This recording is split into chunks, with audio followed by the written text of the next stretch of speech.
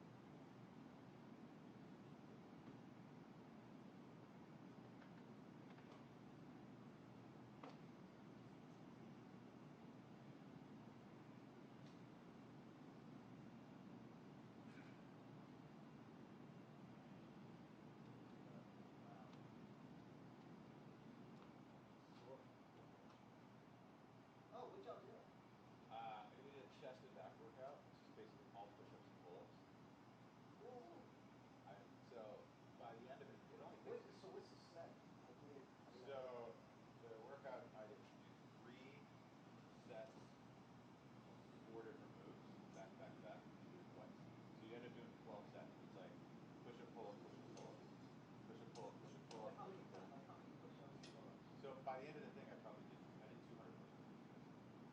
How many pull-ups? But I don't do pull-ups frequent. I need the sissy one. I got the weight assist. I can't just do pull-ups. Oh, come on. Dude, I like 2 fucking 20s. You do I can pull 220 up. I can sit down and do like lat pulls down. I'm like 140. I'm like, man, this is fucking great. And I try to move my fat ass up that far. It don't fucking work, right? When the gym I go to, there's a lot of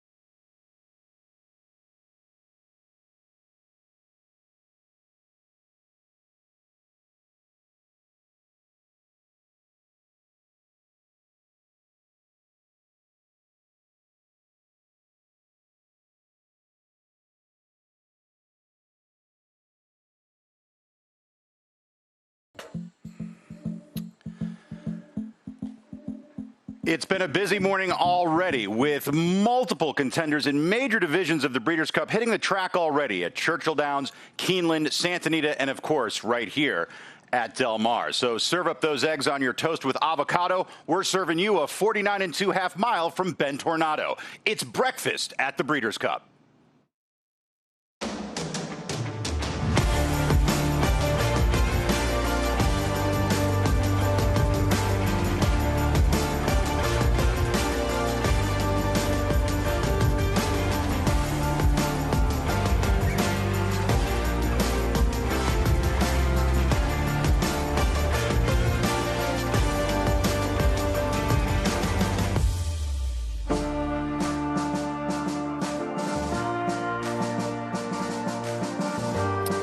We had a pair of Baffert workers yesterday, and we're going to have two more today. Nisos, the ultra-talented runner who's last seen in the San Diego, will be hitting the track with Seismic Beauty as well. Another one for Bob Baffert in the distaff division, and of course, all things sovereignty when we get to it.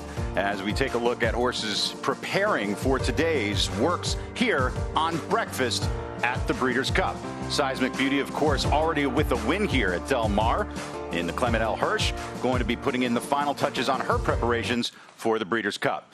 Hello, everyone. I'm Mike Joyce, joined here on set by Simon Bray and Joe Talamo. As always, the sun is just starting to peek over the horizon as we start the day. Simon, we started yesterday. The thing you wanted to talk about was sovereignty. Day two, what's on your mind? I'm looking forward to Johannes, actually. You know, a horse that was second in the Breeders' Cup Mile last year. He had a disappointing return at Saratoga middle of the summer, and then he bounced back with a good win in the City of Hope Mile. Wasn't a strong race, but it was a race that could propel him and move him forward. So I'm looking forward to seeing him, how he's come out of that race, how he's going to work. And I think as of last year, he proved that he fits with this group. So he's a live contender to me. Joe Talamo, day two of Breakfast at the Breeders' Cup. They're still not serving breakfast, but what are you serving up for the audience today? I'm really looking forward to full Serrano. He's the defending champion in the Breeders' Cup Dirt Mile. His only loss here at Del Mar was in the Pacific Classic, going a mile and a quarter. Other than that, he's 3 for 3, going a mile. And I just think he's really coming into this race in good fashion. He is going to work today, so I'm really looking forward to that. And you could see him right here when he won. I just really powered away, and I just think he loves this mile distance, and he's really set up for a big effort. So that's what these two are looking forward to. I love you guys, but this show is made by our reporters, and we are spanning the country to make sure we get you all the action. Of course, we're going to be live at Keeneland and Churchill Downs as we take a look at where all of our crew are. Kate and Breda are at Churchill today. Scott Hazelton back out at Keeneland. We're also going to have Andy Biancone and Joaquin right here at Del Mar, and Michelle Yu at Santa Anita. But first, let's start with Andy Biancone. Good morning, Mike, Simon, Joe. We're starting our morning trackside here. A lot of Breeders' Cup contenders have already hit the track. Sovereignty, very similar to yesterday, backed up to about the same spot, stood, and just went for a nice, easy gallop at his own pace. I do think he's going to walk in the paddock tomorrow before he gallops and should work on Monday, but he looked fantastic, was getting over the track beautifully. It's amazing. He's got 4 white polos, and as soon as you see him go by, he almost doesn't have a fleck of dirt on those polos because that's how good he's getting across the track. But we do have a couple workers expected today, and standing by with those workers is Joaquin Jaime. Hey, Andy, good morning to you. Yeah, we're back here at the barn of Richie Baltus, who pre-entered 2 horses in the Breeders' Cup this year. One of them is right behind me. That is Sweet Azteka. She's going to be running in the Breeders' Cup Filly and Mare Sprint, and she's going to be one of your top choices in that race, maybe even the favorite in that race. She is going to be running in the Filly and Mare Sprint, and she's going to have her final workout for that coming up at 7:45. A little bit down the shed row, you find another gray. That is going to be AG Bullet. She just missed in the Breeders' Cup Turf Sprint a year ago. She's going to be working later on in the show. That is going to be on the grass. That is going to be happening at 9:30. So that is the very latest from the Richie Baltus barn. I'm going to make my way over to Michael McCarthy's and get an update on journalism to find out what he did this morning. So for now, we send you over to Michelle Yu at Santa Anita. But maybe not the Well, we are in the middle of turf workers right now here at Keeneland Racecourse, which means it's Wesley Ward time here at Keeneland. We also had an early morning workout from Prang out of the Robbie Medina barn. Program training worked at 9 o'clock.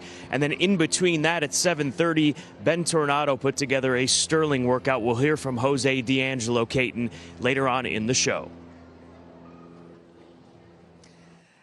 Scott, it was busy times at Churchill Downs as well here at the Brendan Walsh barn, where Cleico was one of 6 Churchill Downs-based horses to put in their final Breeders' Cup Series preparations this morning. Brendan actually has horses at 3 different Kentucky racetracks, but they, with the rest of the Kentucky contingent, will be shipping out today, tomorrow, and Monday with the last group that will include Brad Cox's pair, Stellifi, among the horses who breezed this morning in those final tune-ups. Trainers all had to be happy that they got those workouts in before the weather turned. It was actually a little warmer this morning and really great conditions. Not so much right now, as a little bit of sprinkling is happening, but doesn't matter because California weather, guys, is soon ahead. I know. I want to just like warm you up there, Kate. And she's been like freezing the last 2 days. You deserve a trip to California. We'll see you in a little bit. But all of these horses coming to California a little bit. Today's a big day. Today and tomorrow, we're going to see a bulk of these Breeders' Cup horses put in the very final work before they ship. Yeah, I mean, we're 6-7 days out right now, and we talked about it a little bit yesterday. Right? Today and tomorrow are the days where you don't want to do too much. If you go too fast, that could be that race. But then again, you don't want to go too slow either. So it's really kind of that finite moment where it has to be absolutely perfect. Yeah, going to be busy. I mean, look at the sheet here. Over 30, 40 workers on there just for today. So, yeah, it's going to be fast and furious this morning. It's a nightmare for someone who's colorblind, by the way. At any rate, we will have all this action. We're going to talk about Sovereignty each and every day because he is looming as the favorite to be horse of the year. He's going to be the favorite in the Breeders' Cup Classic. He's the first horse to win the Derby, the Jim Dandy, the Derby, the Belmont, the Jim Dandy, and the Travers in the same year. And he is the star of stars as this crop goes, and one of the most competitive 3-year-old crops we've seen in a long time. Yeah, and as I mentioned yesterday, he's just going to become only the 7th horse to win the Derby and the Breeders' Cup Classic. And I'll repeat the names again because it really is rarefied air. I mean, Ferdinand, Alashiba, Sunday Silence, Unbridled, American Pharaoh. The most recent, Authentic, which I'll put an asterisk next to because that was in the COVID year when the Derby was run in the fall. So, but I mean, you take Authentic out and those other 5 horses, I mean, and that's an amazing group of horses that he would join here, and he deserves it. I mean, look at him here. He's just an absolute beast.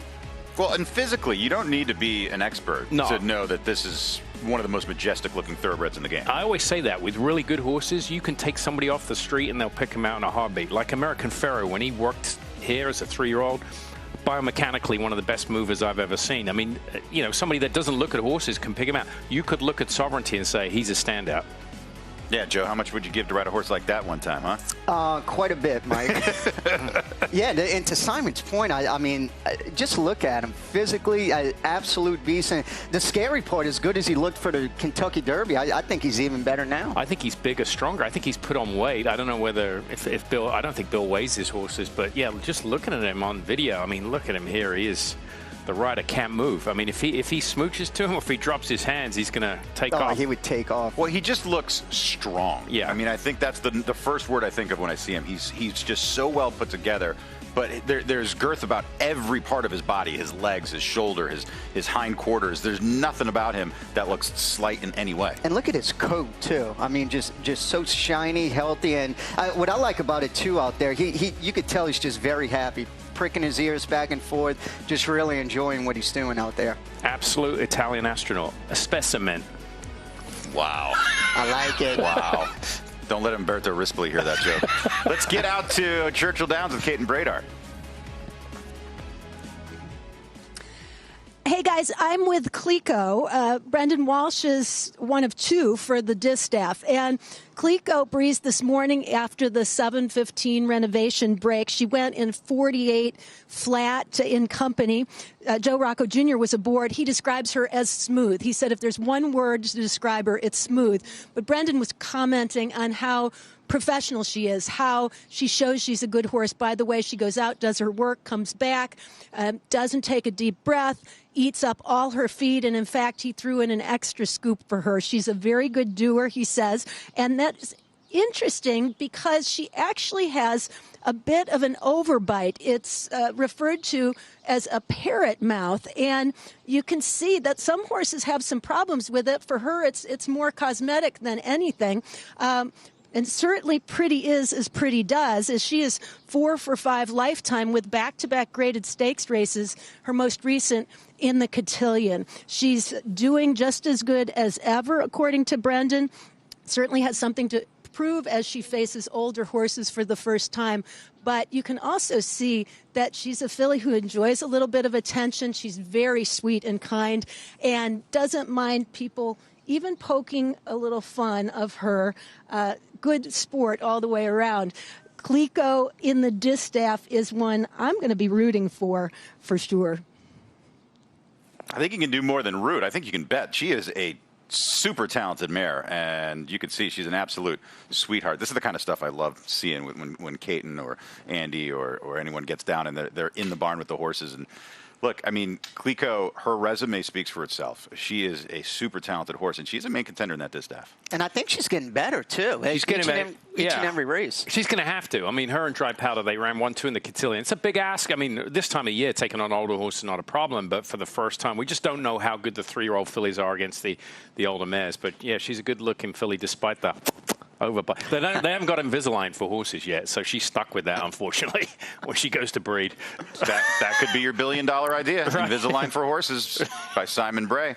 To get into the dental hours for Simon Bray, we'll post that schedule later. Here's the schedule, though, for workers today as we take a look at who will be hitting the track and when. As today at Del Mar, we're expecting the renovation break in about 5 minutes, and then those international horses hit the turf course from 7:15 to 7:45, and then domestic horses until 9:30 this morning. So this is what we're taking a look at as the training hours are commencing here at Del Mar. We already had some works under the cover of darkness. Right now, let's get back out to Santa Anita as our very own Michelle Yu is caught up with Hall of Famer Mike Smith.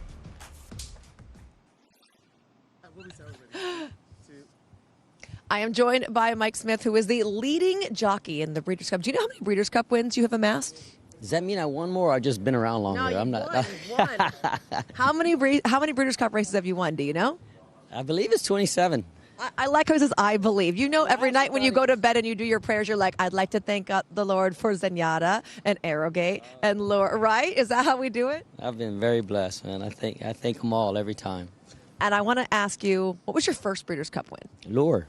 Lure went back-to-back. He was my first and second, so he won the Breeders' Cup Mile at Gulfstream, and then he came here at Santa Anita and won the following year the Breeders' Cup. He was a special horse. What was that like to be able to win multiple races in the Breeders' Cup with one guy?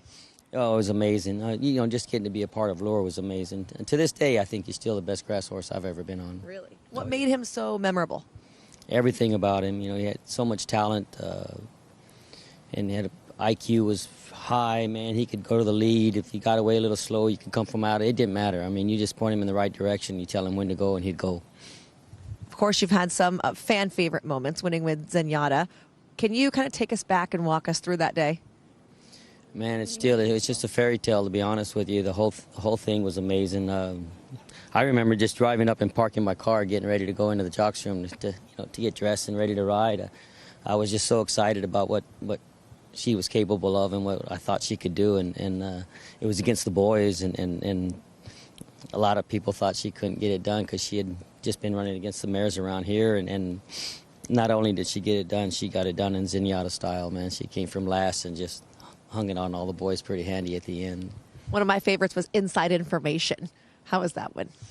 I think she would have beat the boys that day. Yeah. She ran a number that was through the roof that day, especially in the mud, man. She skipped over the mud like a deer. She was just amazing. She still has the largest margin of victory in the Breeders' Cup. I think she won by 13. Mm-hmm. Going into another Breeders' Cup, do you think, if I never win another Breeders' Cup, I'll be okay, I've won this many? Or are you always looking, I want to collect as many as possible? You'll never get that feeling unless you win it again.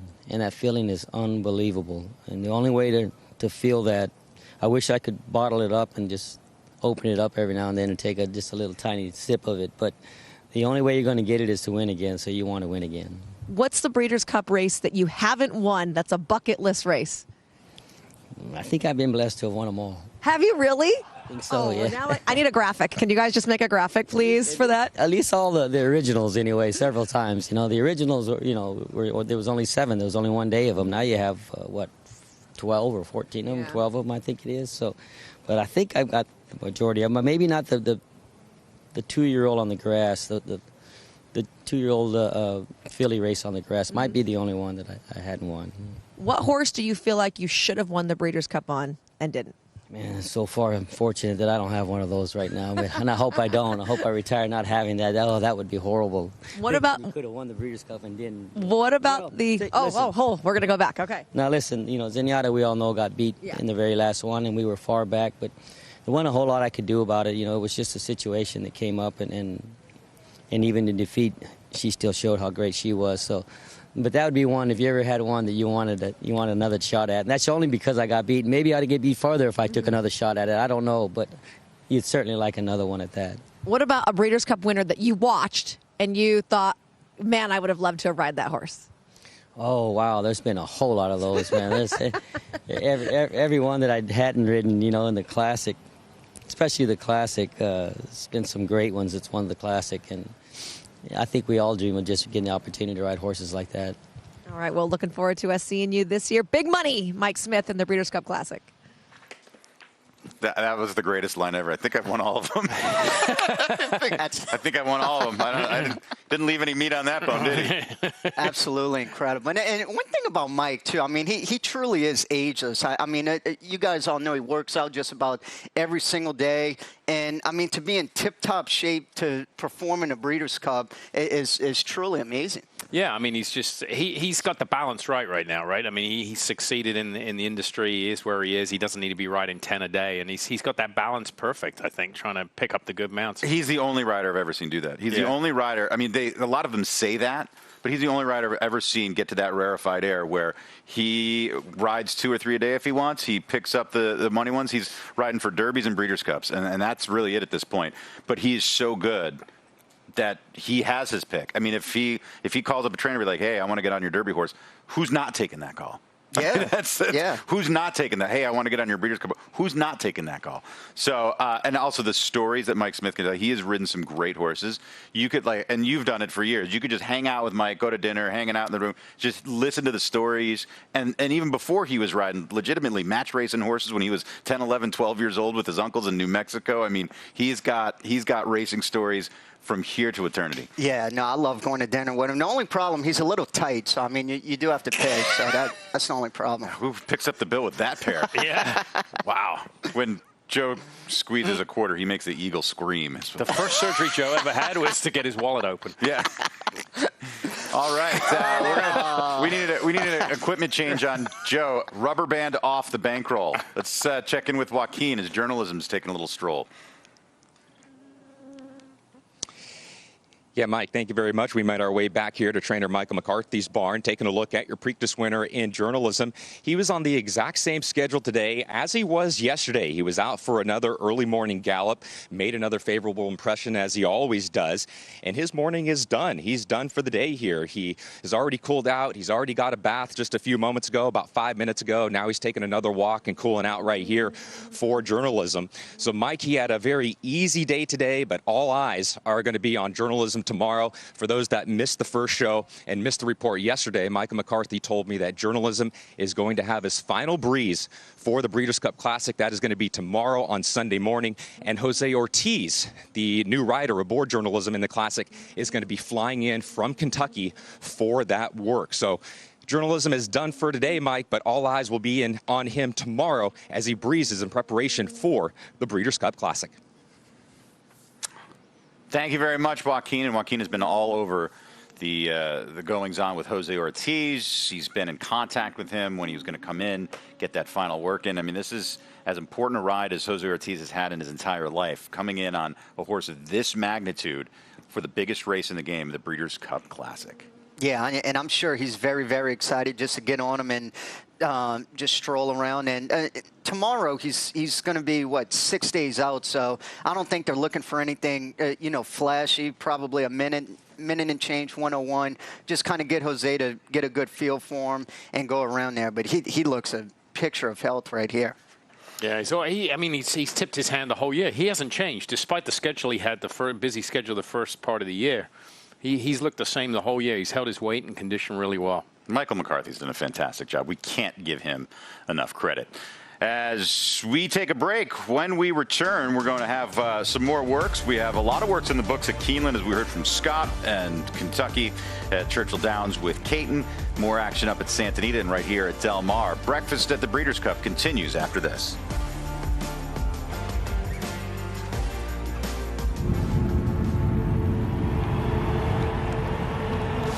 Grabs the rebound, pushes it ahead, finds the open man, he puts it up, scores!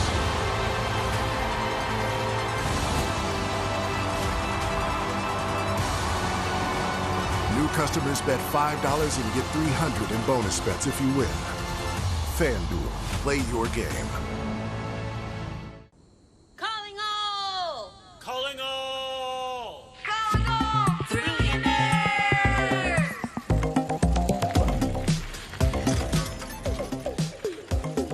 Calling all, calling all, calling all, trillionaires, calling all, calling all, calling all, trillionaires. Come and join a club that has rewards for everyone. I'm talking birthday perks, free daily game, and other stuff that's fun. Designed for people who love thrills like me and her and him, and with a weekly bonus pack, our thrills are filled up to the brim. Can you thrill me? Yeah, because this will be like the most amount of pure glee that ya Ever gonna get from rewards that start day one. So we're Calling all, calling all, calling all, trillionaires, calling all, calling all.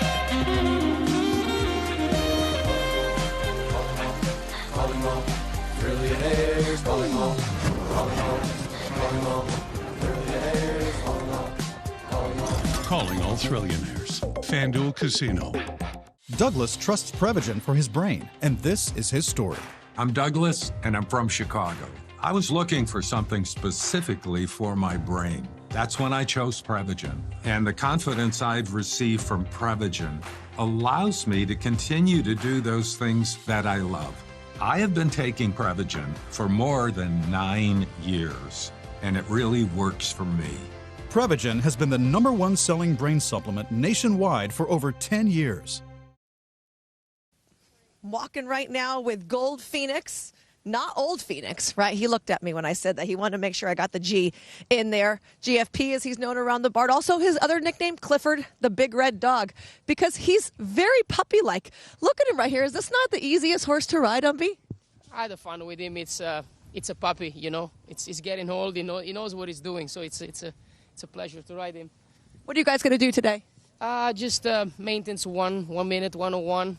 I'm working company with my partner Gio. We're gonna have some fun out there. All right, we'll catch up with and Gold Phoenix after. We'll hold back right here. Here comes Mission of Joy. I believe that's going to be Gold Phoenix's workmate. What happened to Billy? Oh, here's Billy. I'm going to run over here. We're running now. We're going to find Billy Koch. Hey. Good morning. How exciting is this? Oh, it's always great. This time of year is best time of year. I love the Breeders' Cup so much, and it's just a pleasure to be back with Gold Phoenix, and hopefully we get one defection for later than planned. He's right behind you, I think. Oh, the baby. Yeah. Okay. Oh, I see him right behind me. I got to ask about Gold Phoenix, though, because his affinity for Del Mar has just been absolutely tremendous. Yeah. Not just during the summer, but the Breeders' Cup races he's run there. What's it been like for you and your partners? Listen, it's you understand a lot about gratitude and being thankful, and we have such a good team with Phil D'Amato and his whole crew, and you know, there's just these horses like that don't come around that often. Mm-hmm. So when they do, enjoy it, take advantage of it. All right, we're going to enjoy it and take advantage of getting to be up close and personal with Clifford, the big red dog here. GFP. We're going to watch his work. Where's your hat? I know, I need my hat for the morning, huh? It's in my car, actually. My favorite hat I wear is my GFP hat. I might have to bust that one out tomorrow. I'm definitely going to be wearing it next weekend, guys. Very good. Underrated part of Billy Koch's game, hat design. Little Red Feather leading the league in hats. I got the red one with the feather on it. Very sharp. And they're constantly changing the hats up, too. I love when he brings them out for free. They're the Yeah, well, best. that's why. Yeah. Joe Talamo, he's buying. At any rate, Gold Phoenix, though, just a brilliant horse. And if you were in a partnership, this is exactly the kind of horse you would hope and pray to buy into. A horse that takes you to the Breeders' Cup 4 times, a horse that races through the age of 7. He is just the gift that keeps on giving. And loves it here at Del Mar. Yep. I think he won the Del Mar handicap this year for 5 times in a Fourth row. time. Fourth time. Absolutely loves it here. Fun horse to watch, too. Sometimes he'll make the finishes really close, but loves that distance of 1.5 miles, too. I mean, especially for a group like that, like a partnership group, that's like a marquee horse for a partnership, right? To show, I mean, just to make it to 4 Breeders' Cup is a tremendous achievement in and of itself. He almost won last year. Yeah, he was fourth. He was fourth. Being a length and a 3/4. I mean, he was close. We're going to get back out to Santa Anita. We've got a worker for the juvenile turf sprint later than planned on the synthetic. Getting ready to roll right here and going to break into that work right now. We're in Saddle Towel 108 for trainer Phil D'Amato. And I'm not sure who's... I'm sorry, 908, not 108, 908. I'm not sure who's in the irons as the exercise rider, but we're going to take a look at this. And this is live right now, so we're seeing this in real time. Joe, at this point, well, when he gets out from behind the video board, at this point, what are we looking for? Yeah, it looks really good. His last work, he went 48-1, so we're 7 days out, 1 week out, so nothing flashy. You could see he's pricking his ears up back and forth, just cruising right along. And most of the time when Phil D'Amato works his horses, he really emphasizes the gallop out, but with only being a week out, I wouldn't expect a very, very strong gallop out, but he'll probably, once he switches leads, let him finish a little bit, then go on out just nice and smooth. But visually, I really like this work.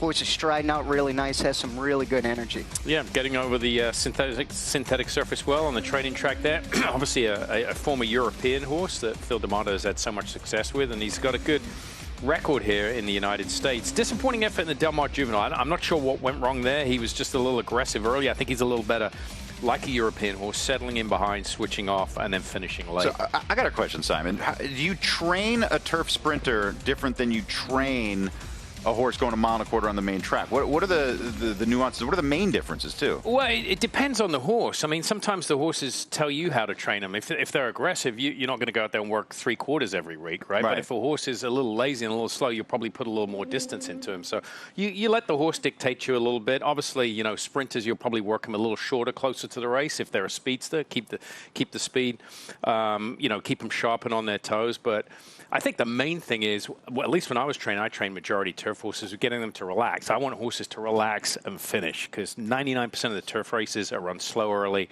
and fast late. It's very rare that you, especially going 2 turns, you can get an aggressive horse to keep going. On the dirt, you can, but on the turf, someone will always come and get you. You relax. Yeah. You can relax right now. We're going to Michelle Yu. She's standing by with Umberto Rispoli. She's always relaxed. We were very relaxed over here. Umberto was just cleaning up. I had a bite of Portos, and there was some left over, and it's a long story. Either way, just got off Gold Phoenix. Literally just jumped off right now. I thought we were going to get a Frankie Dettori-style flying dismount. How was the work? As planned? Yes, obviously, he ran a couple of weeks ago. He's fresh. He's doing well. He just needs some maintenance this morning. It was a very good work, so hopefully, he's going to express himself pretty well in the race, too. It's going to be tough this time. What do you think about Gold Phoenix just from a mental standpoint? You mentioned he's a little older. He's kind of a kickback customer. Is it hard to see how good they're going to be when they're so relaxed like that in the mornings? Well, I mean, you let him do most of the things that they want. As you know, old horses, they work really well. Well, we know Phil liked the work because he smiled. Yeah, no, honestly, as I said, it's that type of horse, then he knows what he's doing, so you don't want to over-ask him, but at the same time, you have to make him work a little bit, because if it's for him, you can go 5 furlong in a 107, so it's a pretty, he's a cheeky horse, no, but jokes aside, I think the work was good. As I said, the race is tough, but the last couple of years, he always say hi in that race. In Allway, he's been he ran tough both races. He ran 4th both times. So hopefully, and he likes Del Mar. So he loves Del Mar. Yeah, I mean, find me another horse. He won the Del Mar handicap for 4 years in a row. So he really likes there. So let's see what happens. I know that we've had a lot of turmoil coming into Breeders' Cup for you. How do you just push past that, though, and move on to the horses that you're riding and how good you can do with them? I just think you have to go day by day. I mean, as I said, it's nothing, then you can't get upset for something you can't control. You just move on. I'm honestly in peace. I'm okay. I'm good. I do my job. I'm here. I'm working my horses for Breeders' Cup. I have to look forward. I have plenty of rides. I'm blessed that then I'd be part of the Breeders' Cup one more year since I'm in the United States. So, look, Michelle, I just enjoy the moment. I enjoy the ride, and I can't wait for Thursday coming up, I swear. Can I talk about Johannes, one of my favorite horses that you ride? Because he almost got the job done last year. Tell me about his 2 races you've had this year.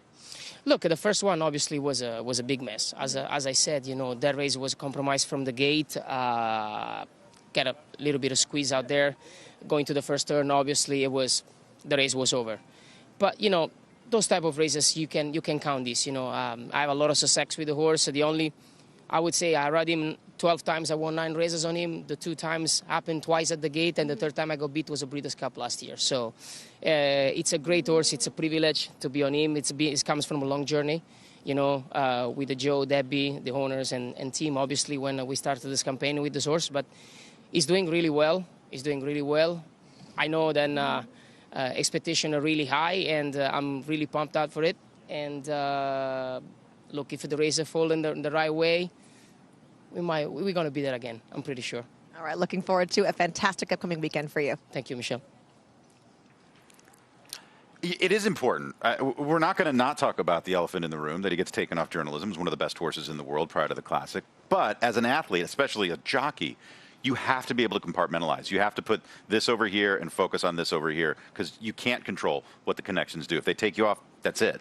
Yeah, and I really loved what he said, that he's at peace with. And you truly have to be, because we have no contracts at all in this game. It's horse by horse. That's Gold Phoenix in the gold helmet as we're taking a look. He is in front right now, and Umberto, he gave you the recap of the work, but, I mean, this horse is a pro. Yeah, he is. Older horse, you could see he has his ears straight up, and he alluded to it too. He's kind of a lazy horse. If you don't kind of get after him a little bit, he'll go in, you know, anywhere from 102 to 104, 105. But I think that's why they had the company behind him there to try and get to him and keep him honest down the stretch. That's exactly right. I mean, like I said yesterday, you can't teach an old dog new tricks, and they know exactly what he's doing here. So the company comes up upsides down the lane just to get him to finish up a little bit, and he's moving perfectly well there. I mean, looks tremendous. And what a career he's had, 10 for 28 lifetime. But back to Umberto for a second. Yeah, I think that's a great interview. I think from the perspective, especially this week, when you get taken off a horse leading into the Breeders' Cup, you can't let people show how it's affecting you. I really believe that. You've got to come out like that, like it doesn't bother you. Because what happens, then people start to hold it against you. Is he going to, you know, take it personally? You get angry about it. I think he's doing exactly the right thing on a big stage like this. You've just got to put it behind you. Right, because whether people want to admit it or not, they're looking at his reaction. Exactly. They're looking for something. I understand, but everyone's paying attention. Right, and you might pick up I'm not saying it's a bad word, like a sympathy mount. Some people might feel sorry for you, like, you know what, I'll give Umberto a chance on this horse or that horse. He's doing exactly the right thing. Right, you also have to have a measure of confidence that what you've done throughout your career to this point doesn't get thrown out the window because of one decision on a horse that you're on, right? Even if it's the best horse you've ever been on, you can't let that. You have to still have that belief in yourself. And not only that, he still wants to ride for Michael McCarthy moving forward. It's not like he wants to burn that bridge and get mad with the Eclipse Starbreds and Michael McCarthy. So, yeah, you really have to just be at peace with it, just like he said, and move on. Kill him with kindness. That's what you got to do. And the racing gods have a way of these things always turn out for the better. Right. Whether it might be a year from now or 6 months from now. That's why I could never be a jockey. If they put Joe Talamo in this chair and kicked me off the show, every time you bought me a drink, you'd hear about that stupid breakfast story. At any rate, where we go? I think we're going to break. They're like, we're had enough of you, Mike. Journalism. Earlier today, out for a gallop. He is going to work early in the morning. Joaquin Jaime reporting just moments ago, closer to 6:30 tomorrow. So Jose can get back and ride at Churchill. We'll have more on The Breakfast Show after this.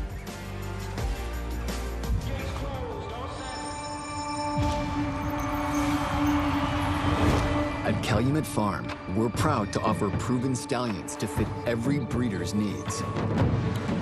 With over 72 million in progeny winnings on dirt and turf, our diverse roster is producing the champions of today and tomorrow. Calumet Farm, a legacy reborn.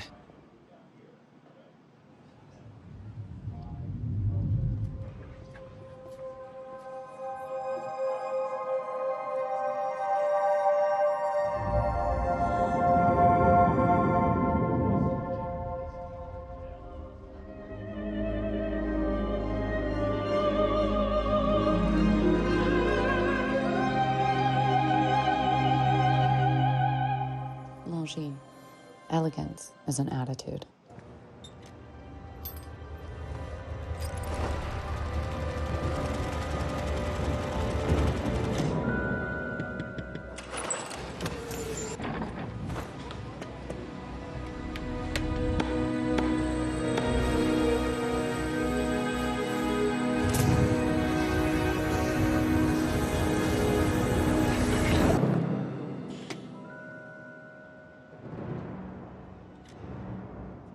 For centuries, the bond between horse and human has been forged in trust and hands-on care. Thoroughbred racing is combining that tradition with cutting-edge technology to raise our standards even higher. New investments in wearable biometrics, advanced imaging, and AI help optimize our safety programs. That opening quarter mile was a quick one. Every day, a commitment to improving their care. So win or lose, it's safety that runs first. To learn more, visit safetyrunsfirst.com.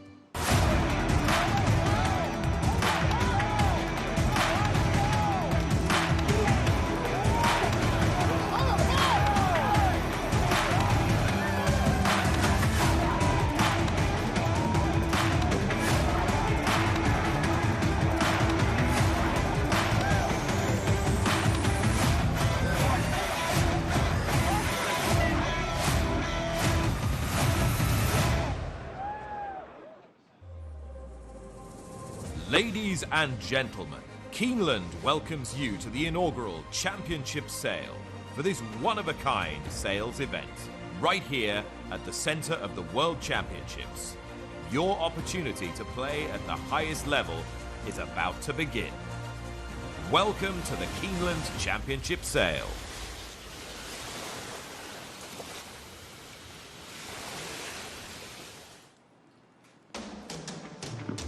Well, there is Nisos. He's short on racing, long on talent, and one of the more intriguing horses in the Breeders' Cup Classic because he has the ability, but does he have the credentials to match up against some of his foes? Yeah, he won the San Diego. He was supposed to run in the Del Mar Pacific Classic and ended up scratching. So he's going back in the dirt mile here. So coming off a bit of a layoff, he did work 111 and 3, and actually 2 111s back to back. Yeah, he had, you know, he's had a big break since the San Diego. So I mean, his last 2 starts. I mean, his resume, when you look at his resume, it's unbelievable. He's only been beaten once, but the problem is there's a lot of layoff lines in between him. I mean, 2 starts in 2023, 1 in 24, then he managed to put 3 in a row. So this is him at Santa Anita.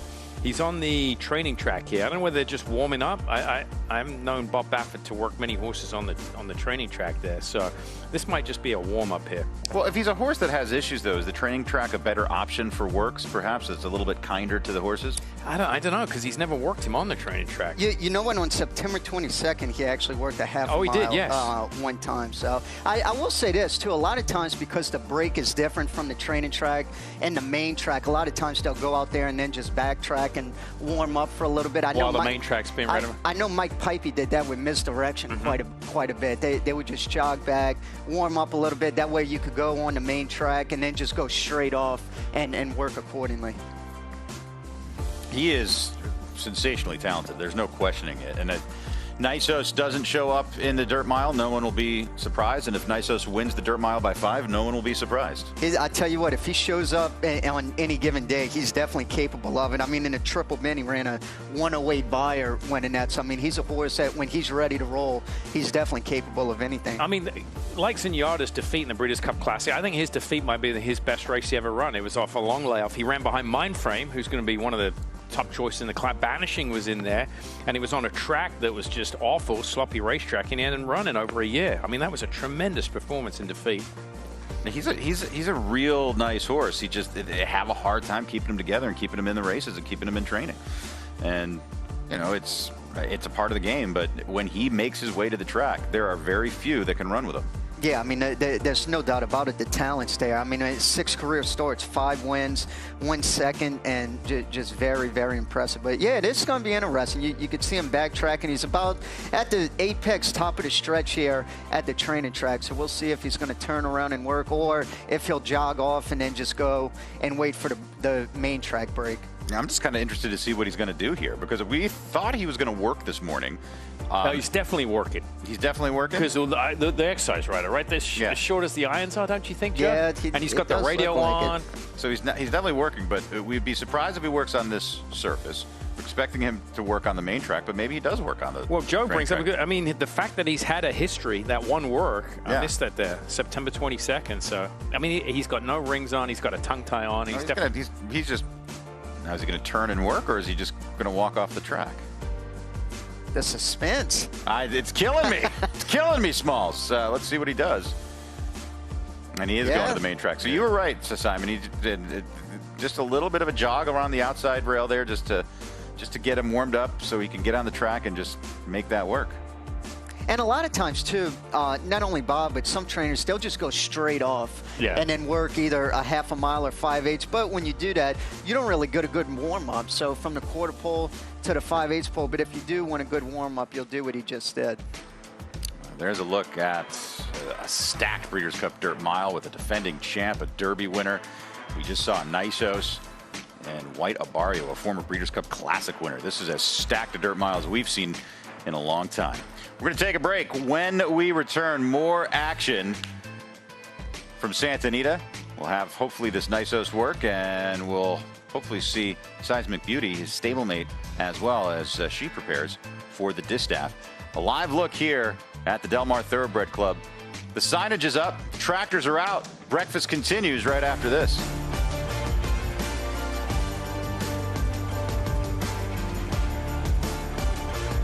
You might take something for your heart. You might get support for your joints, or even use something for your digestion. So why wouldn't you take something for the most important part of you? Your brain. People all over the country take Prevagen for their brain. In fact, Prevagen has been the #1 selling brain supplement nationwide for over 10 years. The most important supplement for the most important part of you. Try Prevagen for your brain today.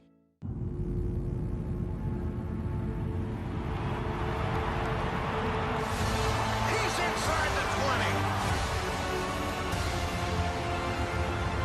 End zone. Touchdown.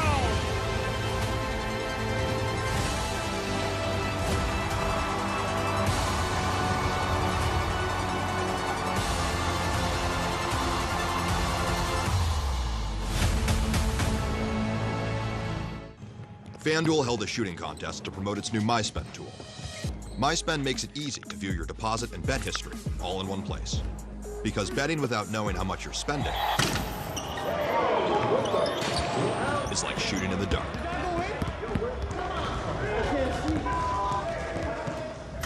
See the whole picture. Make FanDuel's MySpend tool part of your system and stop shooting in the dark. NetJets is more. And with NetJets, you get more. More exceptional service. Heightened safety standards. And anytime access to where you're needed most. Do more and miss less with NetJets.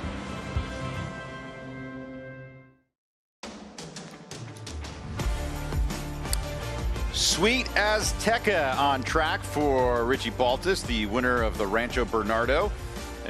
Two-time winner of the Rancho Bernardo, I should say, and a Grade 1 winner in the Beholder Mile. This mare is going in the filly and mare sprint. Her highlight of her year was beating Copion in her first start of 2025 in the Great Lady M. Yeah, she is very, very talented, very fast. One thing of note, on October 19th, she worked 1:10.4. You do not want to see that today. If she works fast like that today, I feel like she's going to run a race. I would expect something very, very easy, only being less than a week out from her race. I mean, that's as fast as the 3/4 you'll see in the morning, 10:4. I mean, some horses run that in the afternoon. I mean, that's really, really fast.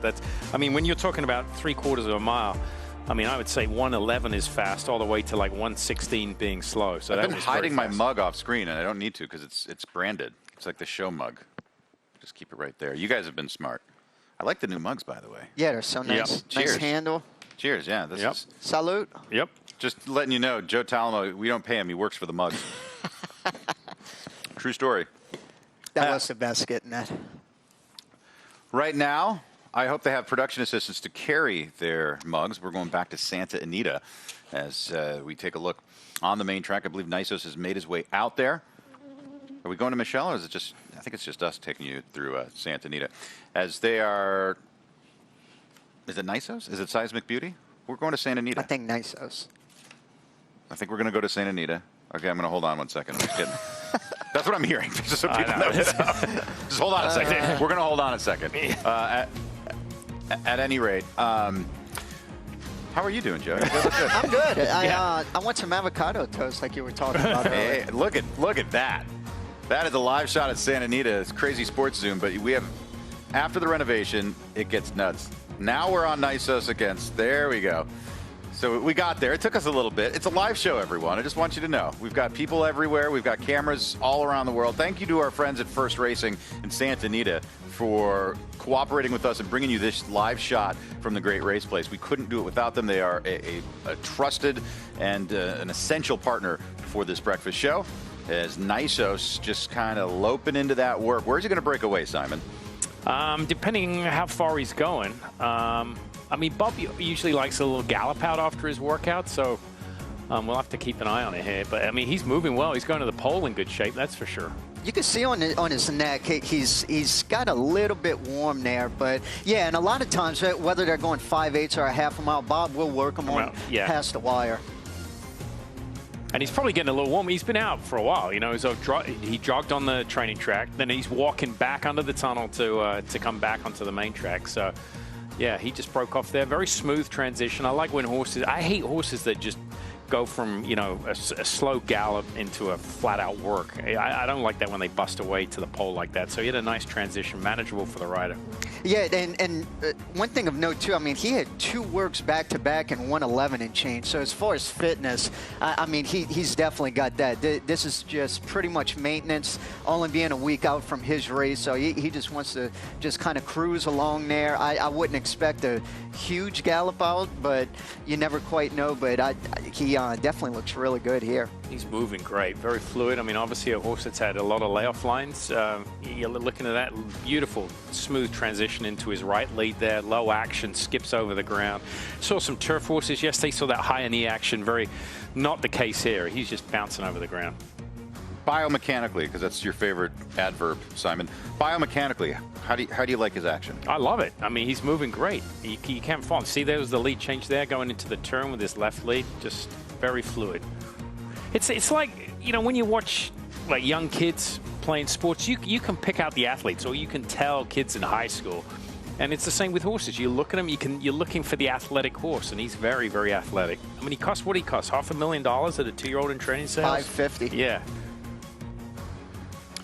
Now, Sweet Azteka we saw getting ready for her work, the filly and mare sprinter for Richie Baltus. He's coming in with a pair of really nice sprinters. We'll talk about Silver Bullet as well, or AG Bullet, however you want to say it.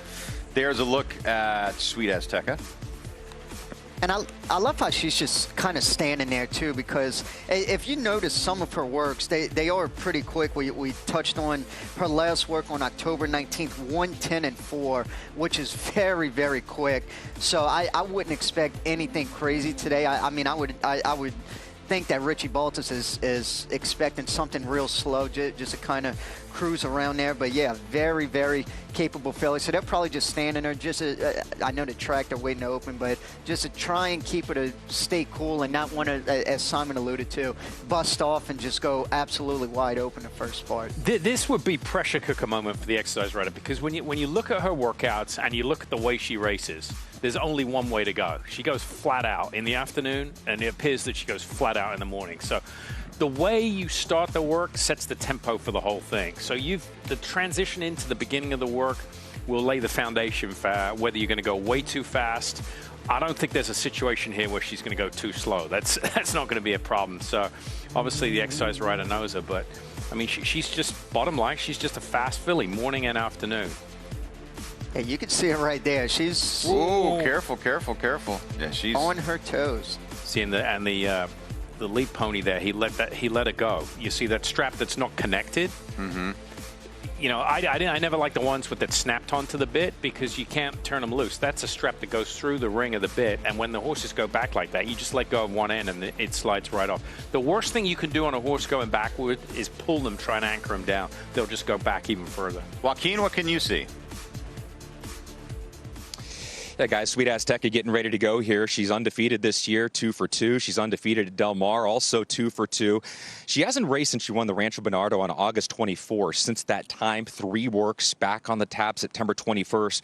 Richard told me a few moments ago she did miss a work from September 21st to October 11th. She had a little bit of a virus. It wasn't serious, but she did miss a work.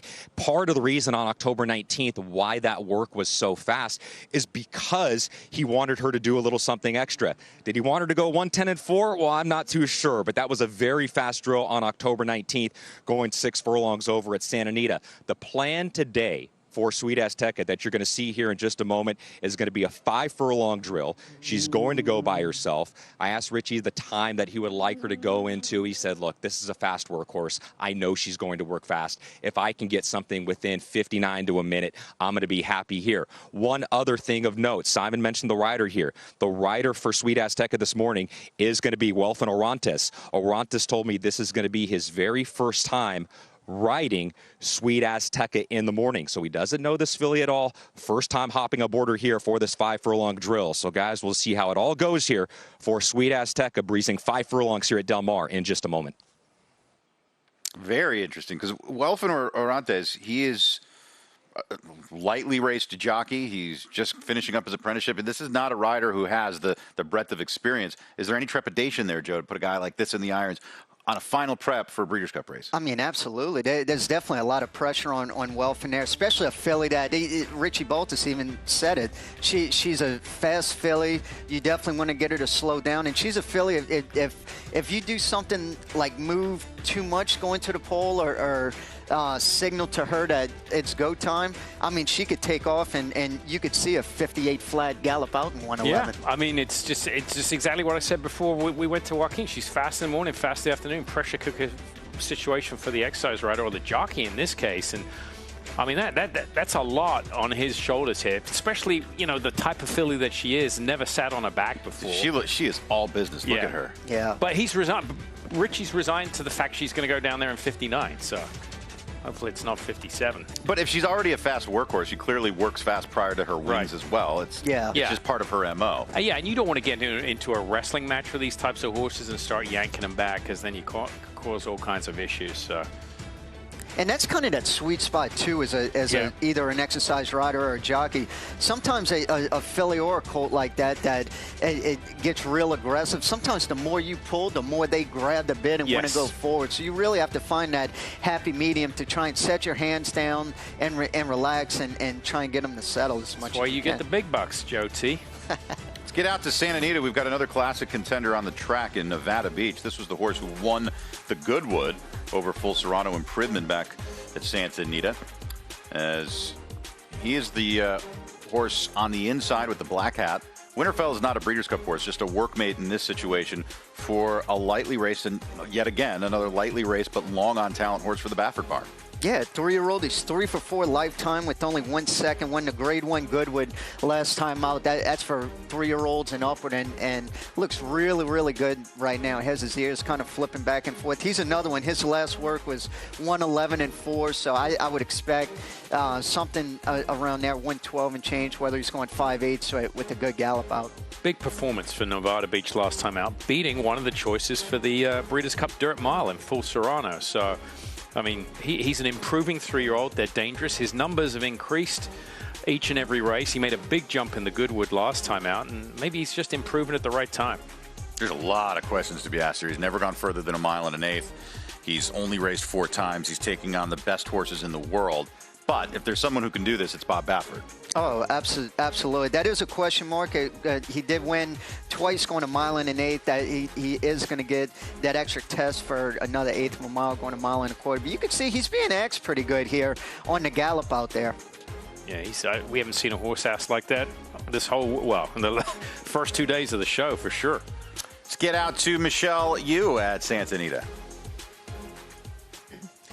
guys, I didn't get to see the work myself just because it finishes up there. I only get to see around the turn. But I hear you talking about him being asked a little bit on the gallop out. This horse is lazy. In fact, when JJ came back by right now, he was telling Jimmy, man, he's so lazy. I have to keep asking him to go. So it's not that he is tired or doesn't have the talent. He's just got a little bit of mentality to get over there, that he needs to be pushed along a little bit more than some of the other horses that are more naturally in the bridle. Great information. Thank you, Michelle. As we go back to another, I mean, he'd be a superstar in almost any other crop of 3-year-olds, but Baeza, easily the third best. I wouldn't put him fourth, and I wouldn't put him second out of this crop. He is long on talent. He's another one. I wonder if he's got more to give. I wonder if he's still getting better. I truly think he is. I mean, that was a breakthrough performance last time out in the Pennsylvania Derby, and I mean, you alluded to it to a T. If he didn't run into sovereignty and journalism any other year, we would be talking about him as a top-rated 3-year-old. Yeah, I mean, he finally got away from those two, and he won the Pennsylvania Derby, which I think was good fortune as his final prep race for the Classic. He kind of had a nice prep race, a 6-week break since the Pennsylvania Derby. That just falls right into John Shirreffs' program, you know. And this horse has never missed a beat. I mean, going back to December of last year, he's pretty much raced each and every month.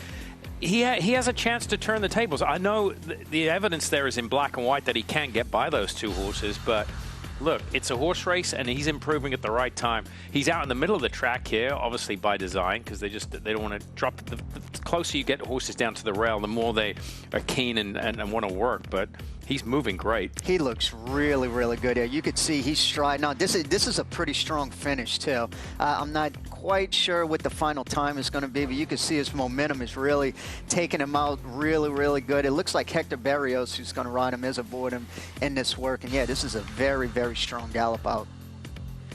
His progression, too, it's darn near perfect.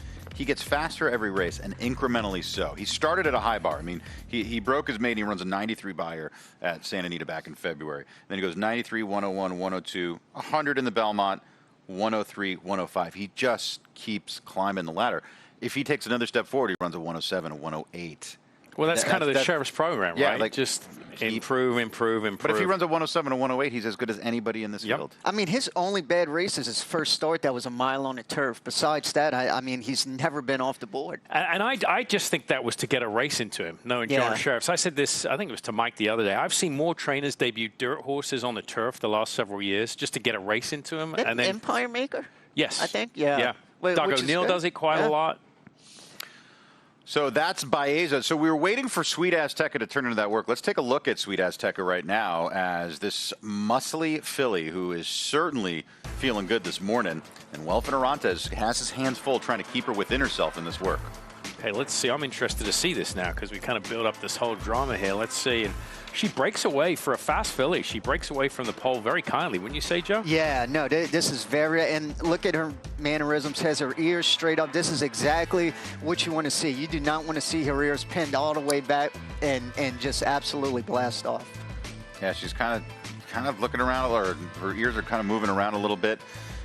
This is a perfect transition to me visually, because that last work in 110 and 4, I would have to think she absolutely blasted off and probably went 22 and change, 34, but she looks very, very smooth. This is off of a very fast work that was only 6 days ago. This is exactly what you want to see. I don't think it's, I mean, looking at it, it's hard to believe she's going around there at 59, but, well, now she's picking up a little bit. You see, Welfin, he looked at his watch there and insurance. Yeah, exactly.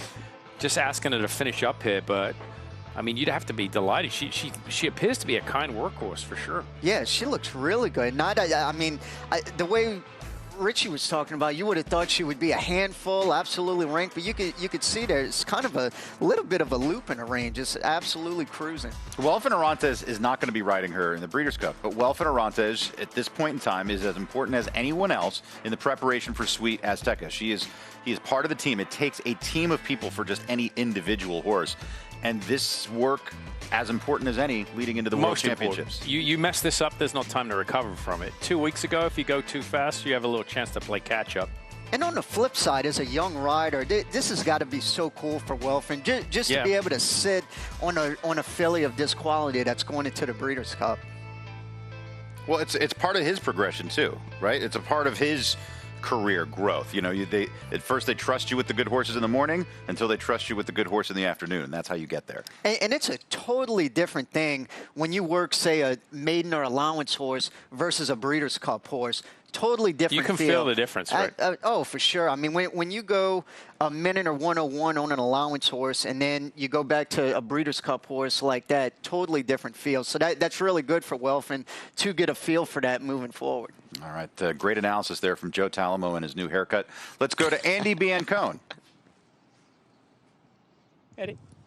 Well, we're looking forward to see Darth Vader running the distaff. Raul Alejandro, you've been her exercise rider for a very long time now. How has she progressed and developed from when you started galloping her to now? Well, she's been doing really great since, you know, every other race she gets better and better. And I think she acclimated really well here, so I'm happy with her. Now she's expected to breeze tomorrow. Will you be on board for the breeze, and what kind of work will it be? Yes, I'm supposed to breeze her, and George is coming in town, I think, today. And I think it's just going to be like, you know, little maintenance work, just to get a little air off of her for the race.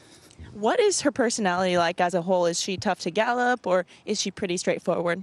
She's kind of strong, you know, so that's why I'm on her. But other than that, she's pretty forward, you know, she knows what she does. She's very classy, and I like her. Well, so far, Darth Vader has been one of my favorites to watch train. She looks fantastic on the track, Raul. Thank you so much. Thank you. Good luck to you. It takes a team. It's exercise riders, grooms, assistant trainers, foremen, trainers. It's jockeys. It's everything.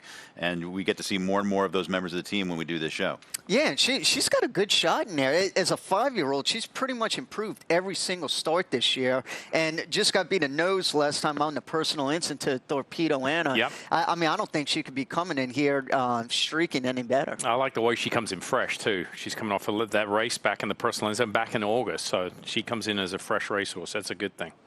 Let's talk Formidable Man in the FanDuel Mile presented by the permanently disabled Jockeys Fund. As this was out on the track earlier. Actually, I think, is this live? I think this might be live. As you can see, Formidable Man getting into gear here, Simon. Yeah, I mean, he is getting into gear. I mean, he's moving pretty quick away from there. We just compare him to Sweet Azteka, who's a sprint filly. This is a turf mile. I get a little warm on the neck here, but I mean, he's got to improve. His record is great. He's nearly batting 500 in the win column, but I think against some of the Europeans, against Johannes, he definitely has to improve. Yeah, his top buyer's a 99. I definitely going to have to get upwards of 100 in here. You can see his pricking his ears back and forth. One thing going for him, he absolutely loves it here at Del Mar. He's 6 for 6 on the Del Mar turf, so if there's any compliment to that, he absolutely loves his turf course. But you alluded to it, Simon. He is going to have to run faster numbers to compete in the Breeders' Cup. For a turf horse, he gets over the dirt pretty well here, but, you know, he's got a good pedigree, top and bottom. Yeah, he looks really good. Nice little finish there, and he is getting pretty warm there. You could see that. I was going to ask about that. He's washing out on the neck. Is that anything to be concerned of, or if he's in the body of the work, it doesn't really matter? I mean, I think we saw that with Sweet Azteka earlier. Too, they're just naturally kind of getting warm today. I don't know if it's maybe a little bit more humid than other mornings, but he looks really, really happy here. Ears going back and forth, nothing too crazy and nothing too fast on the gallop out. It looks like just kind of coming back to him in good order. And again, we say this every year. I mean, if he gets a little warm like that every morning, that's fine. We've got a snapshot here, so you have to have a point of reference. So I wouldn't be worried about it. I think conventional wisdom is that the Euros have the best turf horses, then the East Coast horses, and then us little people out in California. It's fun that we like to play the turf game, but I feel like we have two excellent shots in that Breeders' Cup Mile with Johannes and Formidable Man. For sure. I mean, Johannes for sure. Because on form, I think he's a little better than Formidable Man. But the fact that he likes the track here, Formidable Man, that goes a long way, horse for course. And he just missed last year. It's not like he's coming in here and he ran a bad 5th or 6th. I mean, he just missed by pretty much a neck last year. I'm very provincial about our Californian horses. At any rate, let's get back to Michelle Yu. Baeza just finished up his work, and she is standing by with John Shirreffs. Walking back right now with John Shirreffs, as well as Hector Barrios' son. So you gave Hector a very important part of your life, and he gave you a very important part of his, John, right? Oh, yes, he did. Yeah, I've got to get him back to the barn safely. That's my job now. Tell us about the work. 101 and change, I think, was the time. That's what I heard. I thought the work was just perfect, just perfect. He started off really slowly, nice, and then as he farther he went, he started to accelerate and through the lane and past the wire. I thought he looked beautiful. I've been watching his works. I feel like we see a bigger, if possible, more mature Baeza in the last couple of weeks. Do you also see that? I do. He's sort of deceptive because he's so well balanced and got such great conformation. His size is a little bit misleading, but when you stand up next to him, you're always surprised how big he is. Yeah. I came and saw him yesterday in the barn too, and I don't want to say he was gentle, but he was very nice. Out here, he seemed like a completely different horse. I mean, this horse turned on the light switch to fight. Oh no, he does. He does. He knows what racing is all about now, and that's what you want horses. They'd be able to turn it off. They go back to their barn, take the tack off, take a deep breath, and relax. That's a great sign for a horse, right? Beautiful. And then when you put the tack on, you want to know it's time to focus. Game time. Yeah. John, the last horse you ran in the Classic, I believe, was Zenyatta. Is that true? Could be. I don't know. I have a hard time with that. How do you feel like he is coming in to this race, facing older horses, going back to Del Mar? What are your thoughts? Well, I think going back to Del Mar is a plus for him because he did so well at Del Mar. Older horses, as you know, it's a different story. Nobody's had that experience yet in the 3-year-old group except for journalism. So we'll see. I think it's a very, very tough field. Yeah. When you look at the horses in it, it's just wow. I think so too. I very, very much agree. Appreciate your time. And what's Dad told you? How much you like this horse? He likes it so much. Yeah. What's your name? Sorry. Isaac Barrios. Very nice to meet you. What grade are you in? I'm in 6th grade. Are you going to be a jockey too? I don't know. You're kind of tall to be a jockey. No jockey. No. He's going to be a mathematician. A mathematician? Yeah, he's into math. Are you? I like math, but I don't want to be a mathematician. We'll find out one day what he's going to be. But John's going to do the handoff now. He gets Baeza back, and he's going to hand Hector back his son. Math, eh? He's already overqualified to be a jockey. Yeah. That was a good one, Mike. There's HB. Hector. Yeah, keep that kid in school. He's already taller than Hector. Yeah, jockey, no shot. No shot. But I will say this. John Shirreffs, he loves his horses. I mean, he absolutely loves horses. And he is great at managing a career. He doesn't just manage a campaign. He doesn't just manage a horse to a race. He manages their whole career. And the best case of that is obviously Zenyatta. But just look at some of the other horses he's had in his barn. I mean, he has managed them throughout multiple campaigns. And I think that's how you could look at Baeza's form and see the progression. It's not like he went from running his first race on turf that wasn't that good and all of a sudden running 100 buyers. He slowly progressed, 70s, 80s, 90s, now mid-100 buyers. And I think that progression in his way of training is what's making him so good and going into this race peaking in good form. You won't find a trainer on the grounds that spends more individual attention with each horse. I mean, he designs a program for each horse. It's every single horse is an individual, and it's very rare. Look, he's not going to have champions every year, John Shirreffs, but you look at his horses, they never regress. Right. They're always going forward in that direction. Even if it's at allowance races or a low-level claim, they very rarely go backwards. If they're not going to run good, he don't run them. And I'll tell you, we want to talk about a hands-on horseman. There's been plenty of times in Grade 1 events where I've been reporting and I've wanted to get an interview with him, and he's wearing the bib and walking them himself. Yep. Like, I mean, that's the kind of horseman he is. He wants to be in the middle of it at all times. And Baeza, he is tremendously talented. Another thing about Baeza I do want to say, Lee Searing of CRK Stable, he puts a lot of money into this game. And he's had some very nice horses over the year, but it would be great for him to win a classic. We need guys like that, like the good guys in racing who spend a lot of money and love the game. Them enjoying success at the highest level is very important. That is a great point. He's bought horses for years, really good horses, and it's so great to see him get a horse like Baeza. Yeah, and he took a lot of them back east, left California. Yeah. I think a win in the Classic he always said there's the potential for him to bring horses back here to California. Lee, my my daughter's at college. I got an empty room. If you want to stay with us, stay in California, my friend. At any rate, I'm kidding. He's probably owns a house. At any rate, let's take a look at Johannes. This was from just a moment ago. Is Johannes getting warmed up? There's a look at him. Striking specimen for Tim Yak team. Yeah, this is what I've been looking forward to seeing all morning, just because, you know, there's always some question marks around what happened at Saratoga. He just had a bad trip. You write that one off. He came back, and what a relief in the City of Hope Mile.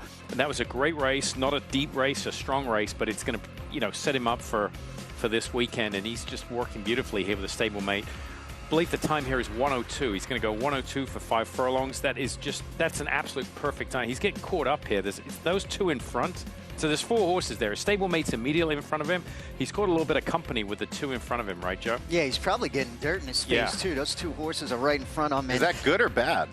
For a turf horse, I mean, not really, because he's not going to get dirt in his face in a race. But I think this work is absolutely perfect, because this last work was 1 minute and 2. And especially for a turf horse, you don't need a blitz out there and 59 or 58 and change. So I think this is absolutely perfect. And Simon alluded to it in the 4-star Dave. Not only did he have a bad trip, but he was coming off about an 8 or 9 month layoff too. So he progressed forward and winning the City of Hope Mile. He's definitely coming into this race in really good order. So this work to me looks a lot different than what we saw from Sweet Azteka, right? And it looked a lot different to me than Nisos. Why is that, Simon? What's the main difference between the way this horse just worked and what we've seen from some of those other workers? Well, he's not a fast dirt horse, right? Sweet Azteka, she's all, you know, up tempo, go, go, go. He's a horse that can relax. He's a turf horse. I talked about it earlier in the week. You want to be able to, you know, sit and finish in turf races. You look at his past performances. He doesn't come from far back. The 4-star Dave was over 20 yards out of the gate. Tim Yak, I guarantee you, was sitting in the stands and just wanted to leave. Right? It was done. I mean, the race was over.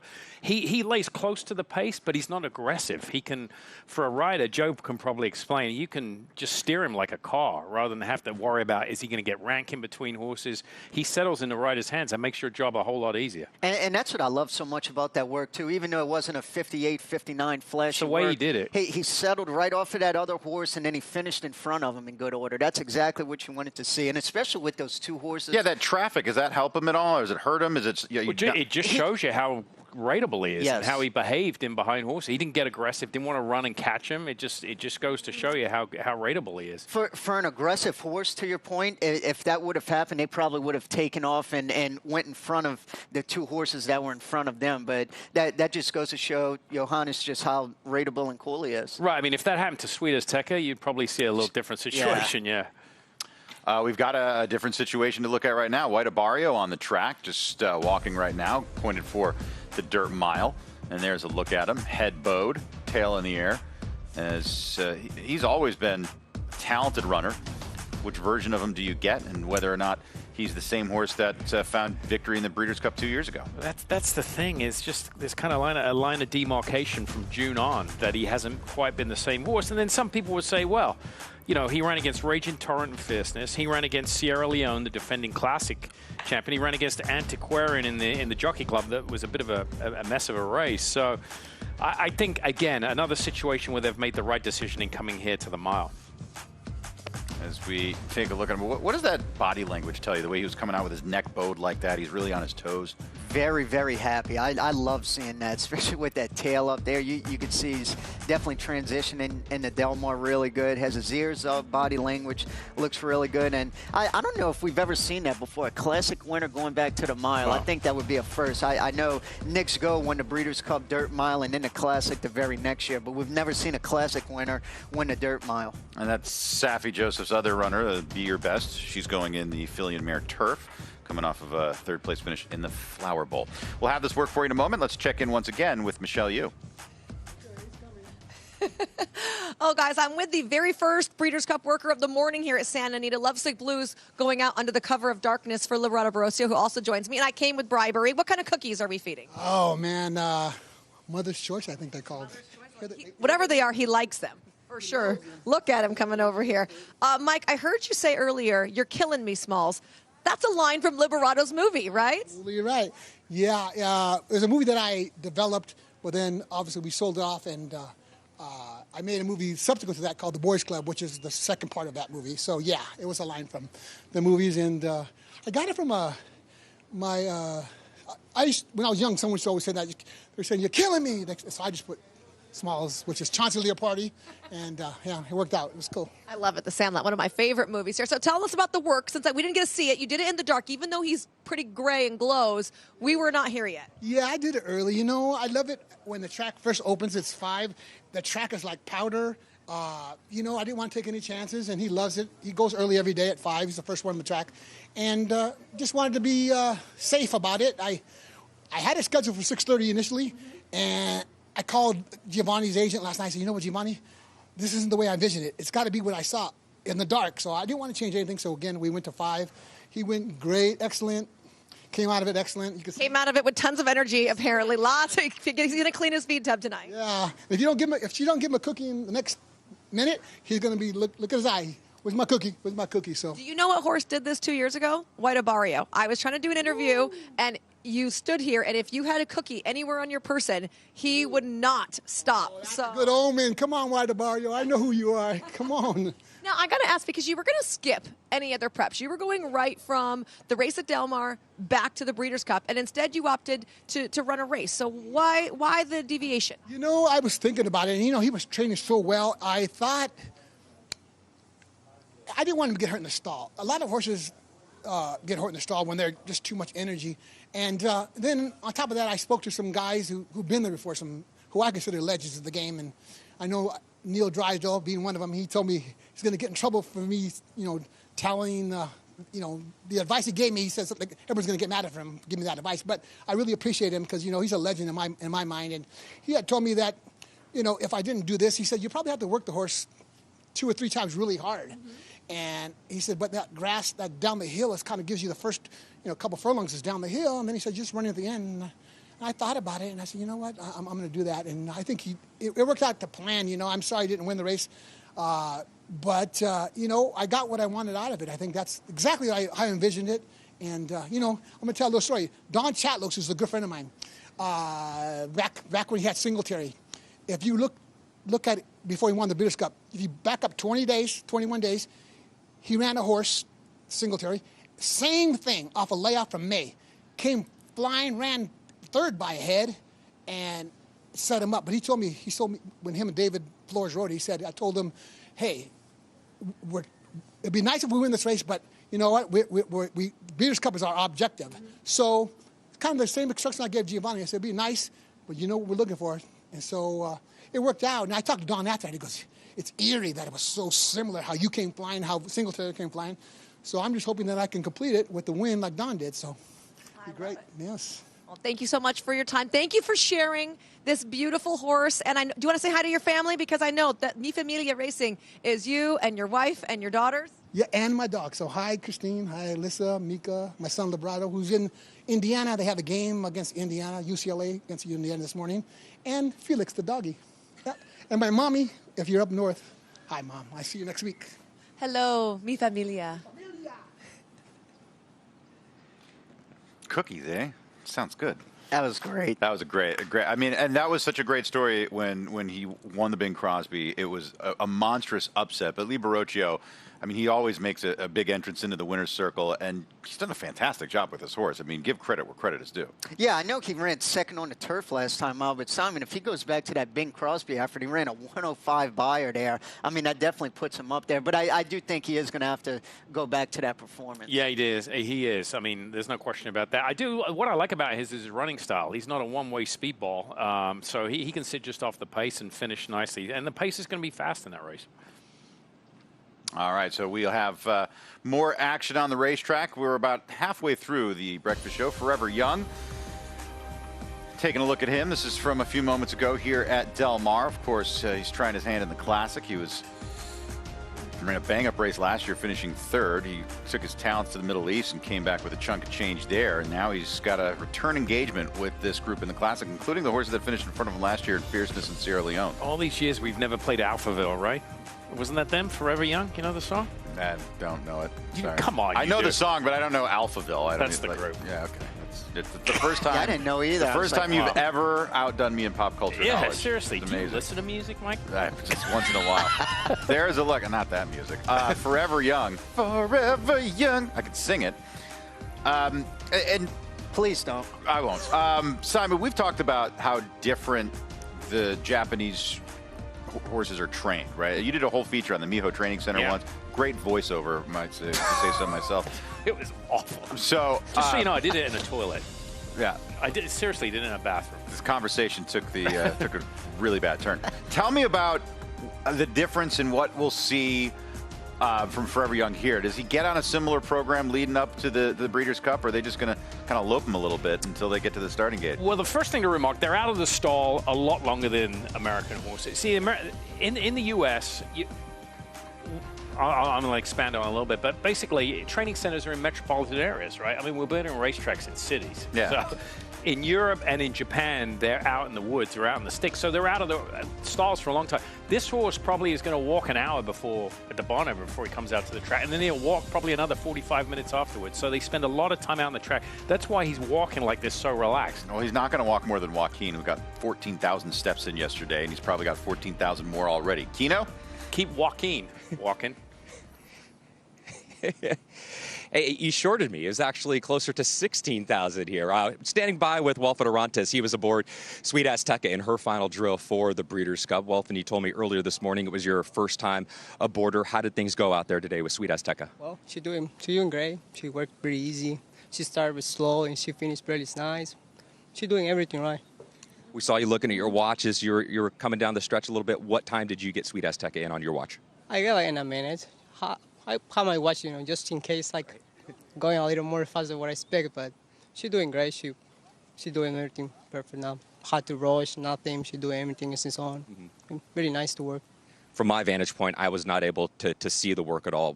We know she's a very fast horse. She can go 43 and change for a half mile in a race. Was she ever rank with you during the work, or did she relax the entire 5 furlongs? Yeah, she relaxed the entire 5 furlongs. So she practically, she knows what she had to do, but I'm not asking for nothing. She do everything fine. So. As a jockey, you deal with pressure every afternoon when you're riding a race. It's a little bit different in the morning. Was there a bit of pressure for you riding Sweet Azteka in the morning, knowing this is her final work before the Breeders' Cup? It's like too much responsibility to ride a horse like that. Yeah. But it's gonna be like great, Yeah. But yeah. Appreciate it, Wolf, and have a good morning. You too. Hey, thank you guys. Gotta love him rocking the Los Alamitos vest. I like that. I might have to get one of those. I'm gonna hit up the gift shop on my way He's home. got that young naivete, right? He's not nervous. Right. You know what I'm saying? A few years under his belt, he'd be like, oh, I don't want to mess this up. Don't want to mess this up. He doesn't know any different. He was like, what? That's the last work before Breeders' Cup? Yeah. Oh, sweet. Yeah. He's got a little Talamo in his game. At any rate, we're going to take a break. When we return, we'll have more action on the track. We saw some horses heading out there. We are getting ever so close. We're 6 days away from the Breeders' Cup World Championships here at Del Mar.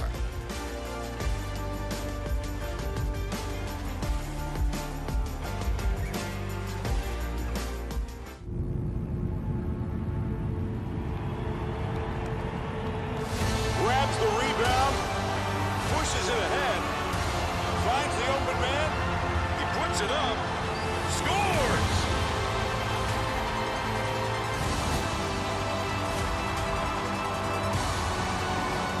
New customers bet $5 and get $300 in bonus bets if you win. FanDuel, play your game. Calling all! Calling all!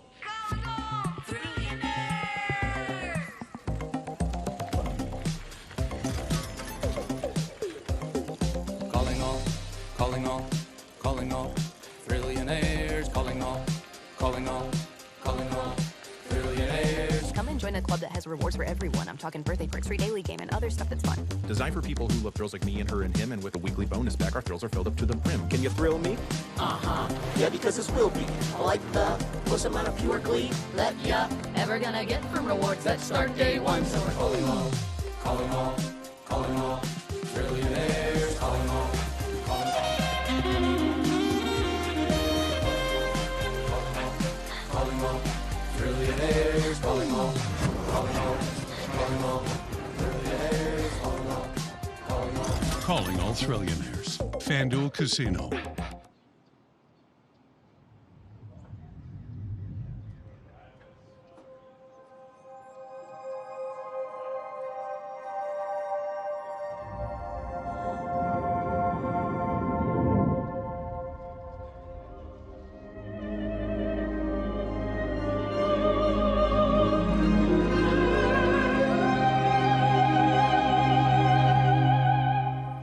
machine. Elegance is an attitude. Always beware the sharp fillies on their way up. Stellifi, this 4-year-old, is coming into her own right now off of a graded stakes victory last time out. This is her prep earlier today at Churchill Downs for Brad Cox. She's on a 4-race win streak and just getting faster with each and every start. Yeah, she looks really, really good here. Every single race she's improved on the Beyer scale. 271s, 278s, 93, 95 Beyer, winning at Kentucky Downs last time out. And this is absolutely perfect. She went 49-1. Pretty much all of her works are like that. You're not going to see anything like really, really flashy, 46, 47 and change. But this is perfect. Striding out very, very nice. You can see why she's been running distance races on the grass. Look at her action, the way she goes. She just bounds over the ground here. And her last 4 or 5 races, she's been on or close to the lead. As the races have got longer, what happens, the internal fractions get a little slower, so horses get a little faster. Look at her here on the gallop out, passing a galloper there. So, yeah, she's really good. I don't think she's one-dimensional. I think she can sit just off the pace if needs to be. I don't know how much of a turn of foot is compared to those Europeans.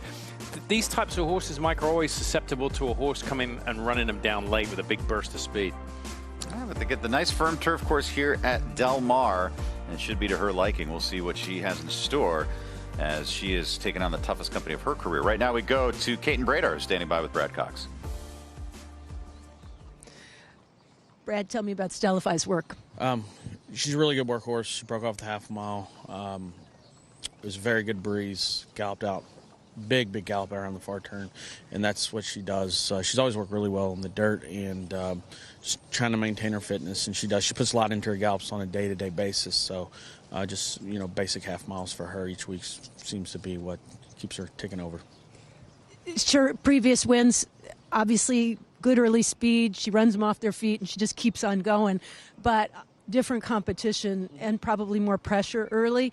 Is she the type that still has to be on the front? Is that? I don't know. We may find out next week or next Saturday. I think she'll rate if she's put in that position. I'm hopeful she will, but you know, we'll see how the draw goes and, you know, where we break from and who else has speed. But I do think she'll put in a big effort. I think she'll like that ground out there and the distance as well and the 3 turns.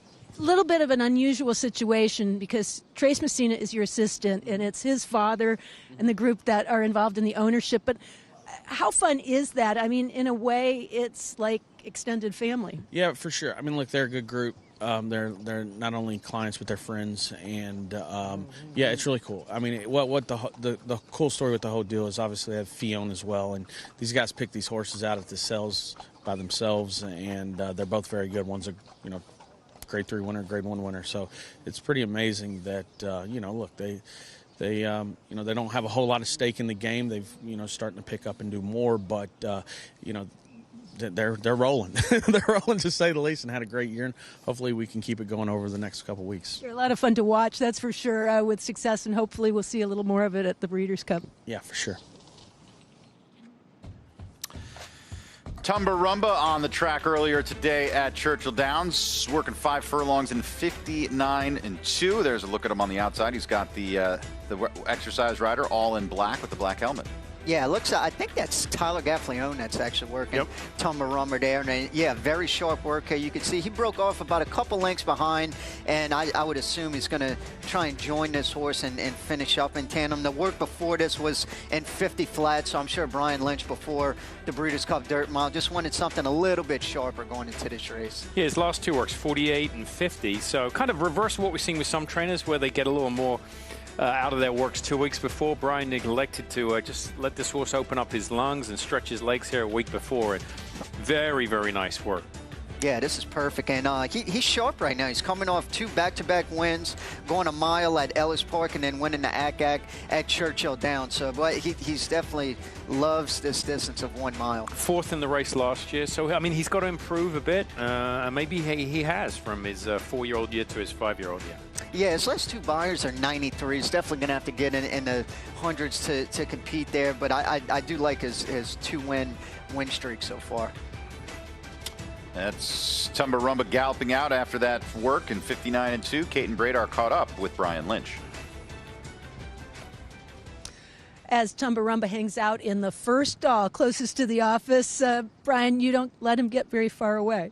No, he's always been a house favourite, and so we're very excited about this year's Breeders' Cup, and he had his final hit out today. Nice piece of work going into it. Couldn't be more thrilled with that. So we're going to do our best to get him over there as safe and sound as we can, and hopefully he's going to bring his A game. He worked in company, and it seemed like a pretty quick time. Is that kind of typical of him? I just think he's in very good form right now, Caton, and I always quote the great Ron McAnally, when good horses are good, they work good. So let's hope that's the case. Take me to the mile itself and what the ideal situation for him looks like. Obviously, it's going to be the toughest test, but where does he fit? Where should he sit? What would you like to see happen? I think there's going to be a very legitimate pace from the get-go, and I think he's a very tactical horse, so I think he could sit within striking range. And look, I'd like to see him at the quarter pole and getting involved in the lead and showing the tenacity that he showed in the ACAC, and that'd be the perfect in a perfect world. Did he have to convince you to go in the Breeders' Cup mile, or was it always kind of on the radar and something that you were hoping for? Well, no, it was certainly something you're hoping for, Caton, because after last year's effort, which I thought was a pretty genuine effort as a first start, as a 4-year-old, I thought it was a really good effort to run fourth there. And then his form got a little shaky. He was, running good, but he just wasn't hitting his straps like we would hope he would.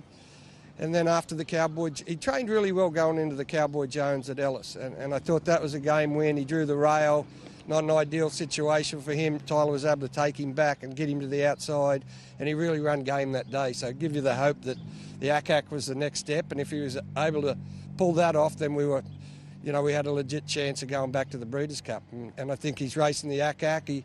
He took it to Hit Show, who was a heavy favourite in the race, and the bettors made it a one-horse race, and them two hooked up from the get-go, and I think it was one of the most exciting stretch drives that I've run a horse in this year, because he laid it down all the way to the wire, and he showed he's the sort of the spark that everybody sort of jumped on his bandwagon as a young horse, because he'd really gut out tough races, and he showed that in the ACAC, and he's trained on really well since. So, hey, look, I just wouldn't trade spots with anyone. I think he's doing that well. Appreciate it, Brian. Thanks, Caton. I'd say he put the sparkle in Brian's eye, but it's always there.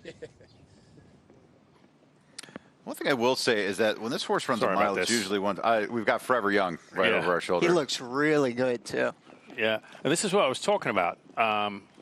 They walk for a considerable amount of time before. That was American Stage, in case you're wondering, and that is Argine. Yeah, in the mile. So a lot of big following here. Obviously, following the Japanese horses. They'll walk around here a couple more times, I would imagine. Sorry, we're fanboys too, as we get a glimpse of them over our shoulder. But back to Tumb Rumba. The one thing that stands out, this horse, he doesn't run 2-turn miles very often. All those mile races are 1-turn miles. How different of that is a race? It's very different, especially the complexion of the race at Churchill Downs and at Ellis Park. At Ellis Park, it's kind of it's a turn and a half, right? Yeah, it's like a turn and a half, but Churchill Downs going a mile is a true 1-turn mile. And we talked about it a little bit yesterday. Position is everything here at Del Mar on 1 mile. The first turn does come up pretty quick, so you don't want to get shuffled back out the gate. You definitely want to move forward. And he's a horse, Mike, that can lay up close, and I think his style is going to help him in that race. Well, hello to you too, Forever Young. Just saying hi. It's a nice jacket. Got $150 I could borrow. I might need to get another one. At any rate, let's go turf sprinting, shall we? As we've got Bear River on the track. 4 furlong work, 48-1. This runner for Keith DeSormo's coming off a win in the turf sprint at Kentucky Downs. Yeah, and if you look at all his works, he's a pretty good workhorse. He either goes 47 and change, 48. So this is pretty typical of him. Looks like Jimmy Graham is going to be aboard for this race. And last race is 2 for 2, and his paid box course was 17-1 at Ellis Park and then 19-1 at Kentucky Downs in the turf sprint. So he's definitely in the best form of his life. Simon ran 103 Beyer last time winning. His last 4 turf sprints, he's had 3 wins and 1 third-place finish. But, yeah, he's obviously a pretty quick racehorse. He's, got some size to him. He's built like a sprinter and obviously a good workhorse. Again, Jimmy keeping him out in the middle of the track here. But, yeah, he's built like a tank. Look at that. Yeah, he really is. And he's a horse, he's fast, but doesn't necessarily have to be in front. Even though at Kentucky Downs he was in front, at Ellis Park sat right off, and turf sprint always has a lot of speed in it. So that's nice that if you have tactical speed to have in your pocket, that you don't necessarily have to be one-dimensional. That is very, very key. There's a look at Bear River for Keith DeSormo, putting in his final work earlier today at Churchill Downs. So he was just over our shoulder, but earlier Forever Young was on the track. We saw him making his way onto the track as he was getting some exercise in. Let's see exactly what he did, Simon. Okay, I wouldn't think a whole lot right now. He's just galloping around the racetrack. And like I said, we've seen him a lot here the last, 18 months, 2 years in the U.S. And this is what they do. The Japanese, you can't compare the way they train to the way horses train here in the U.S. They gallop very slow. He might even have a workout, and some of the workouts they'll have will be like 3/8 and 39. So he's just stretching his legs, getting around the racetrack, and he's still behind us. He's watching himself. What's up? There you are. Taking a look at you. Yeah. What a cool horse. I want to make sure he gets this. There he is, and there he was watching. Oh, he just walked away. He just stopped by to say hello. I love his demeanor. He's just, you could see him galloping there, just cruising right along, and even walking here. It's just very, very laid back. I love how we turn into tourists and we're like pulling out our camera phones. Well, I loved how he was watching the video of him galloping. That's so the exercise rider. Yeah, it's pretty cool. Let's take a look at it again. He is one of the more fascinating horses in the world right now, just because of his accomplishment and what he's done everywhere. I mean, he brings his racetrack with him. It doesn't matter if he's going to Saudi Arabia or coming back to the U.S. I mean, he's run 12 times. 9 wins and 3/3, banked $15 million and change. I mean, just a absolute stud. I mean, he's 4 years old. He won was third in the Dubai World Cup, won the Saudi Cup by a neck, and then was third in this race last year. I mean, that was a really good third to Sierra Leone and Fierceness. That's him right there, Forever Young, making his way. He's been the star of the show today, as like you said, they're going to walk continuously, getting used to the paddock here. And this is the first time I've seen others with cameras. We have some people kind of trickling in to the walking ring here. This is the first time I've seen people out here in the morning other than our crew. So we've got those fans, people, industry insiders, connections making their way down here to Del Mar. Let's check in with Andy Biancone. Well, Lenny Lou is going to hit the track for my dad and the team. She's walking in hand with Emma Peterson, who's been the Biancone team's latest hire.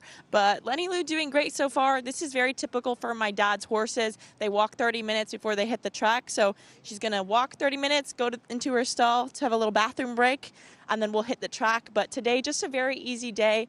Going to let her get a view of the track. We're going to jog to the 3/8 and then just an easy mile gallop from there. But she's a very straightforward filly. Obviously, we went to Royal Ascot together, and she was an absolute pro. Just walking on the sidewalks of Newmarket, I was extremely impressed with her the whole way. But she's a very classy filly overall and a very fun one to work with. I'm excited for this Lenny Lou work. This will be fun, as you can see in the saddle towel there. Juvenile Turf Sprint hopeful for the Biancone barn. And Andy Biancone. It's funny, we put Andy to work here in the afternoons, but she leads a double life. She's an assistant trainer. She's a reporter. She's on the air and she's on the track. It's a lot of work. You had to give up your day job to work here. Yeah, I know. She didn't. So what does that say about Andy, and what does that say about you? I think she's going to run an amateur race coming up soon. Really? Somewhere. I do believe. I need to confirm that with her, but I think she said in Maryland. I would love to personally like to see Andy ride. Yep. It's big in Europe. They have Stop. We need her on the show. No, Let's not give her any illusion that she's leaving. We need her here. We're going to take a break. When we return, we'll see Lenny Lou on the track. I think Forever Young's still going to be walking behind us. And Ben Tornado to go with your toast and avocado. We'll be back after this.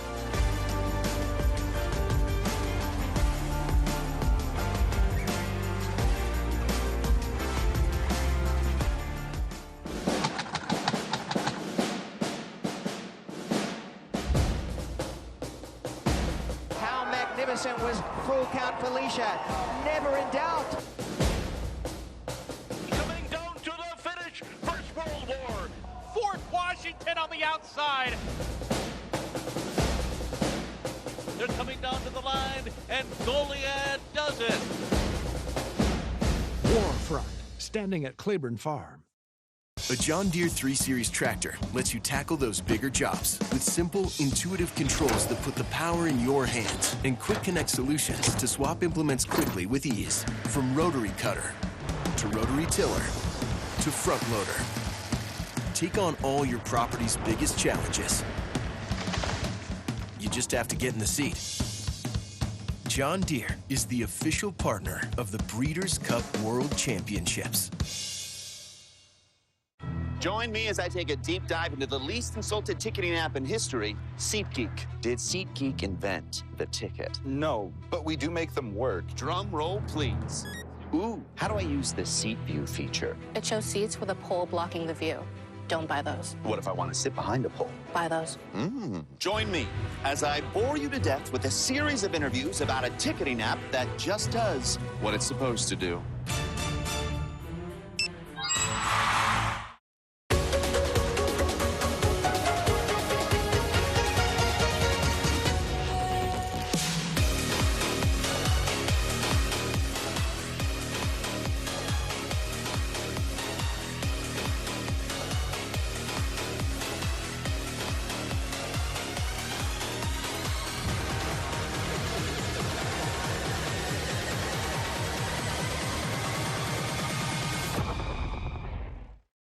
For centuries, the bond between horse and human has been forged in trust and hands-on care. Thoroughbred racing is combining that tradition with cutting-edge technology to raise our standards even higher. New investments in wearable biometrics, advanced imaging, and AI help optimize our safety programs. That opening quarter mile was a quick one. Every day, a commitment to improving their care. So win or lose, it's safety that runs first.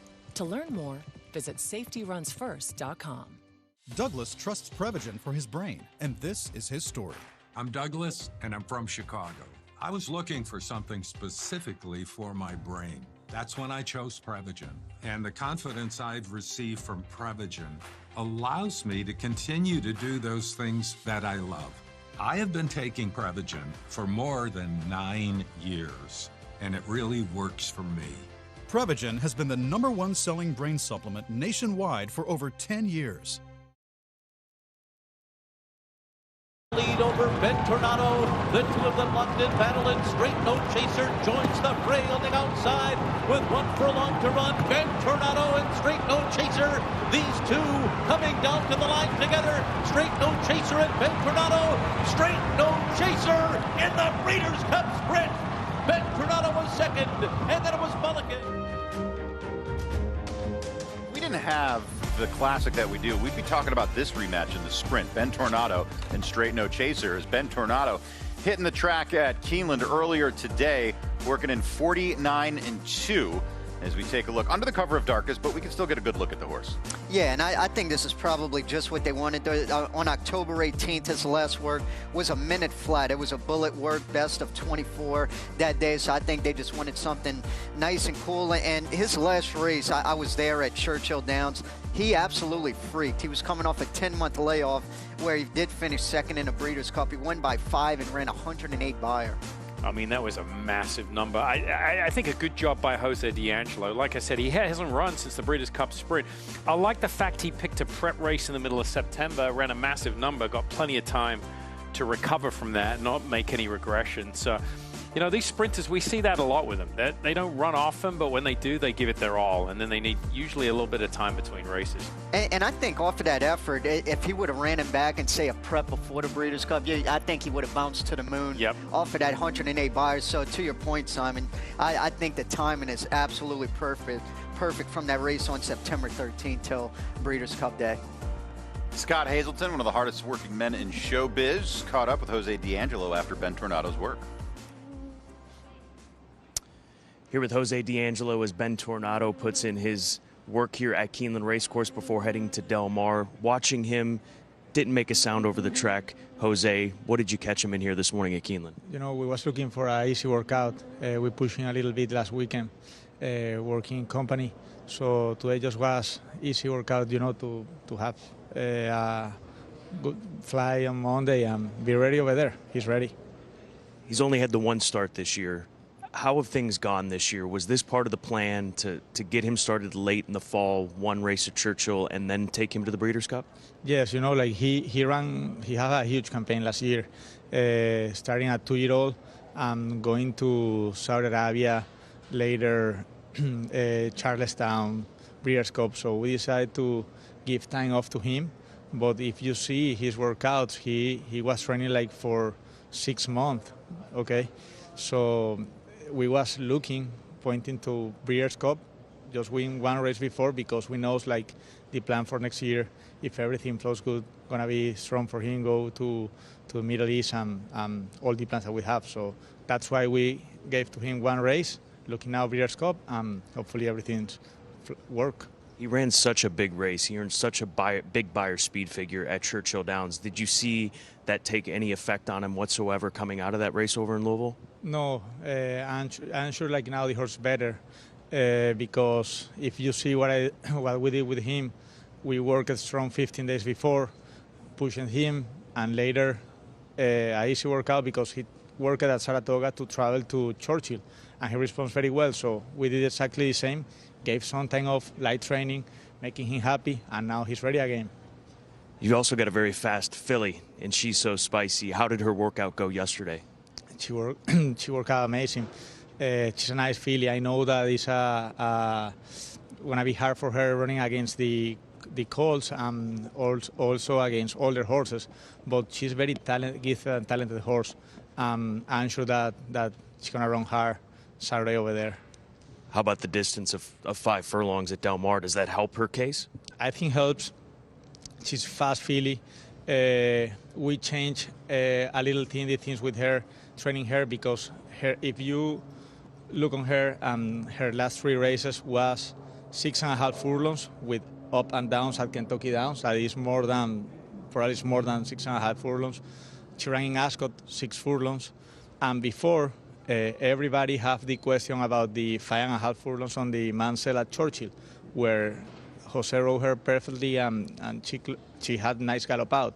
So now I just was focused on put her speed that she have naturally. I don't have to do nothing, so that's why she just work out 3 furlongs to bring her happy and feel the speed over there. So is it easier to get her ready for this type of race at this distance, I guess is what you've summed up here in stating how things have gone coming into this race? Exactly. I think like going to be easier for her, 5 furlongs and hard grounds there. Good luck, and we cannot wait to see these horses campaigned and compete this weekend out at Del Mar. Thank you.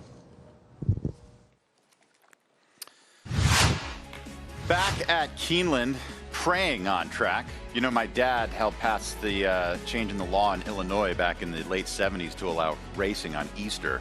And my mom was mortified. And my dad said, don't worry, honey, there's more praying going on at the racetrack than any church in the country. Here's praying on track. I don't know if she's named after that, but that's what I'm going to say. Praying, working 4 furlongs in a swift 48-1. You could see her head kind of cocked too. It looked like she was wanting to lean out a little bit. There is 2 other horses in front of her, so she has to kind of, looks like a race here. She had to wait a little bit, come out. I don't think that Robbie Medina was expecting that, but nonetheless, it's going to go in 48 and change. Coming off 2 back-to-back victories, one the Prioris by 3.5 lengths, and then the TCA against 3-year-olds and upward. Yeah, I mean, I don't think this work was by design by any means, and they're asking her to finish. She just ran a couple of weeks ago, 3 weeks ago, the opening weekend at Keeneland at TCA, so this is a pretty good work. The time is reflective of one thing, but when you're getting company like that, horses, you know, take a little more out of their workout from that. But yeah, that was more like a race. Yeah, especially this being her last work. Yeah. I definitely don't think, to your point, that was not by design with those other 2 horses in there. And I'm sure they were expecting something a little bit smoother without company. Let's get back out to Scotty as he's standing by with Bobby Medina.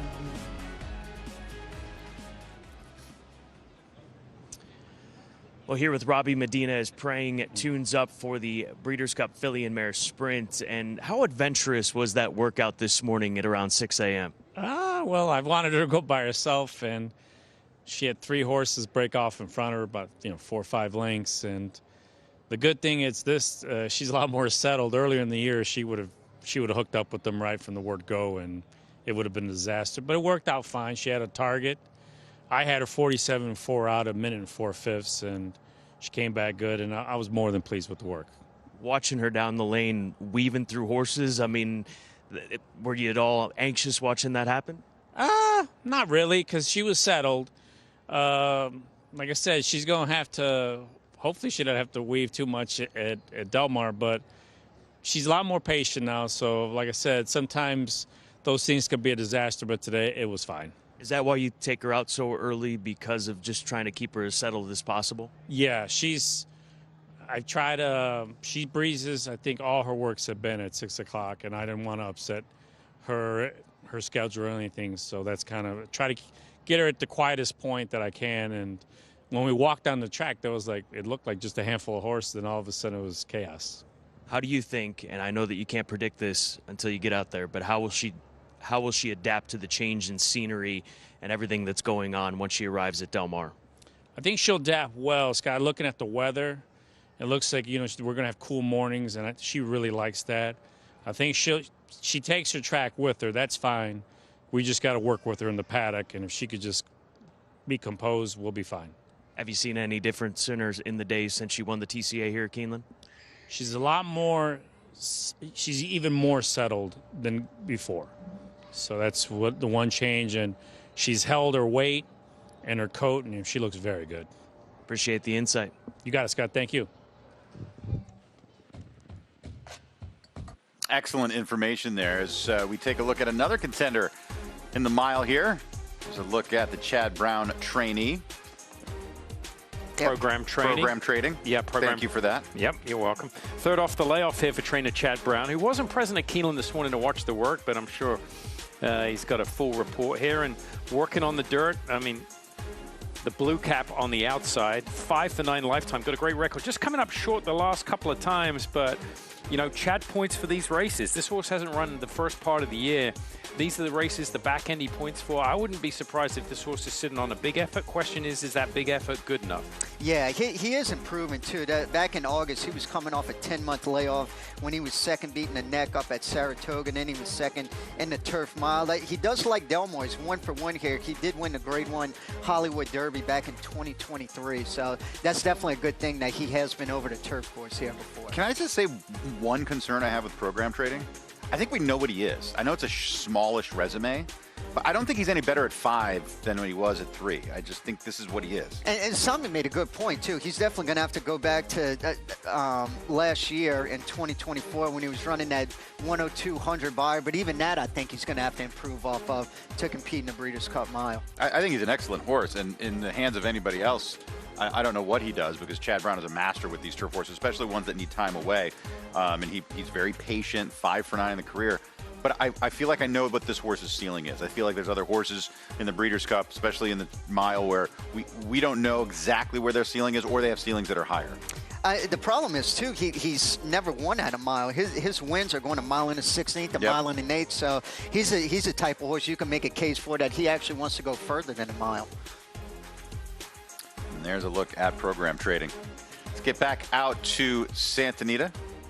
Bottle of Rouge on the track right now. Bottle of Rouge is on the inside. This is one of those works where it was under the cover of darkness, so some of you might just be looking. I'm just seeing dots at this point. So Bottle of Rouge and litmus test on the outside, Bottle of Rouge on the inside. I can't tell which one's in front at this point. Yeah, this is for trainer Bob Baffert in the Juvenile Fillies, Bottle of Rouge.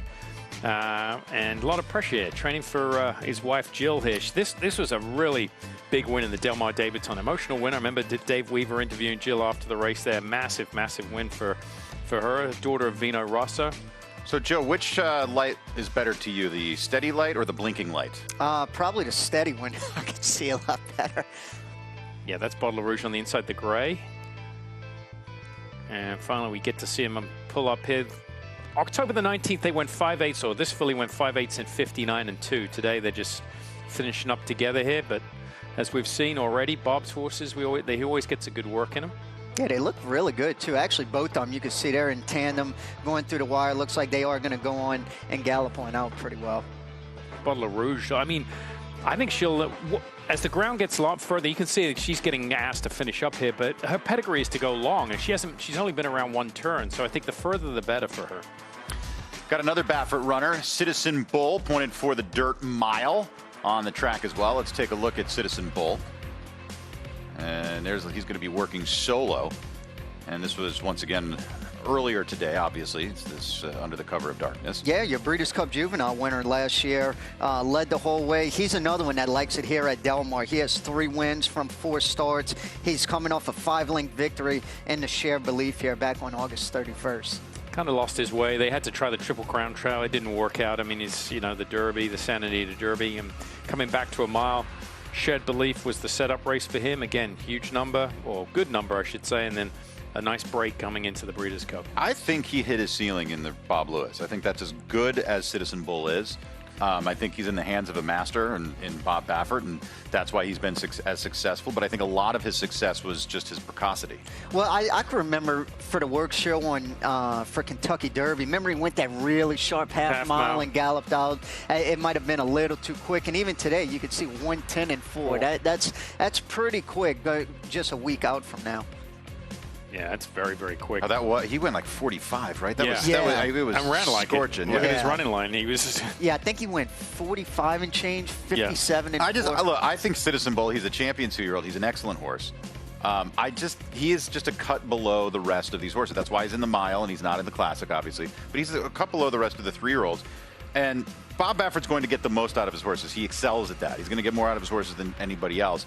But I think we've seen him get the most out of Citizen Bull every time he's gone to the track. And I will say about Citizen Bull, I think this is his distance, going 1 mile. He is 2 for 2. Anything a little bit further, not that he can't get it done, but definitely better at 1 mile. Now, Full Serrano is a very interesting horse. It's your Breeders' Cup Dirt Mile from a year ago. He was second in the Goodwood after blowing doors off in his return race here at Del Mar back in September. Should note, I don't know that the Goodwood was their ultimate goal. The ultimate goal is the Breeders' Cup Dirt Mile and a repeat for Full Serrano. Here's another one of those works where we're just looking at a flashlight at this point. But he's an interesting one, and I don't know that we've seen the best that he has to give. No, the Goodwood was a race to decide the Classic or the Dirt Mile. And I think it was an easy decision. If you look at his record, he's only been defeated twice in the U.S. Once at a mile and an eighth, once at a mile and a quarter. He's undefeated at a mile. So the decision was made to come back here. This is where he belongs. He's a true miler. Full Serrano finishing up in 58 and 6. He's being axed pretty good here, too. I don't know if that was by design or not, but yeah, that is pretty quick. You could see him going out really good, too. We're going to take a break. We'll be back with more on The Breakfast Show right after this.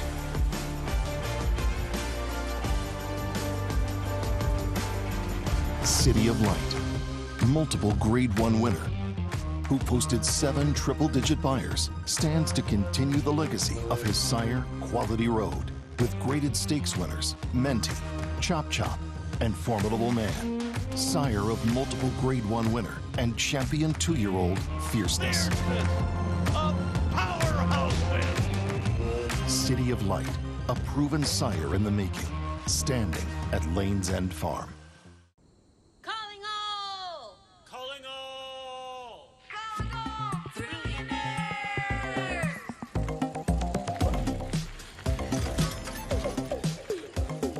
Calling all, calling all, calling all, trillionaires, calling all, calling all, calling all, trillionaires. Come and join a club that has rewards for everyone. I'm talking birthday perks, free daily game, and other stuff that's fun. Designed for people who love thrills like me and her and him, and with a weekly bonus pack, our thrills are filled up to the brim. Can you thrill me? Uh-huh. Yeah, because it's will be. Like the most amount of pure glee that ya ever gonna get from rewards that start day one. So we're calling all, calling all, calling all, trillionaires, calling all, calling all, calling all, trillionaires, calling all, calling all, calling all, trillionaires, calling all, calling all. Calling all trillionaires. FanDuel Casino.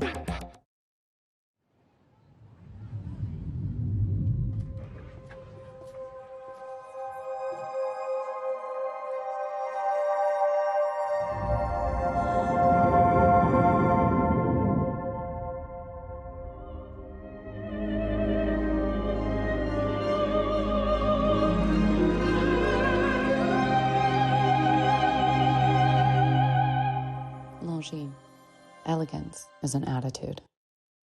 FanDuel's Breakfast at the Breeders' Cup is presented by WinStar Farm and by Phasic Tipton.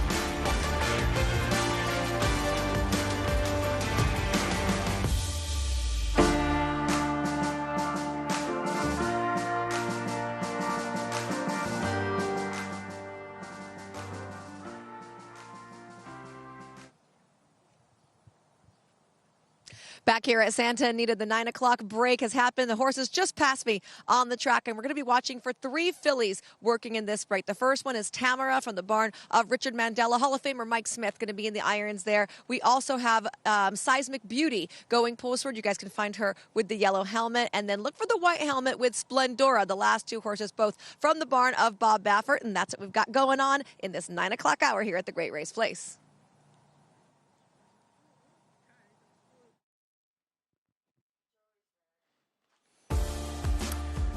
Thank you very much, Michelle. Yeah, so we're going to have works from Splendora and Seismic Beauty.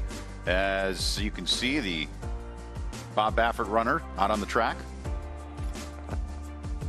This is Seismic Beauty, who's warming up here and getting into the work. Yeah, she's coming off 3 wins in a row. Her last win was in a Clement Hirsch here. Very, very impressive fashion. 110 buyer there, so she's definitely streaking into this race very, very nicely.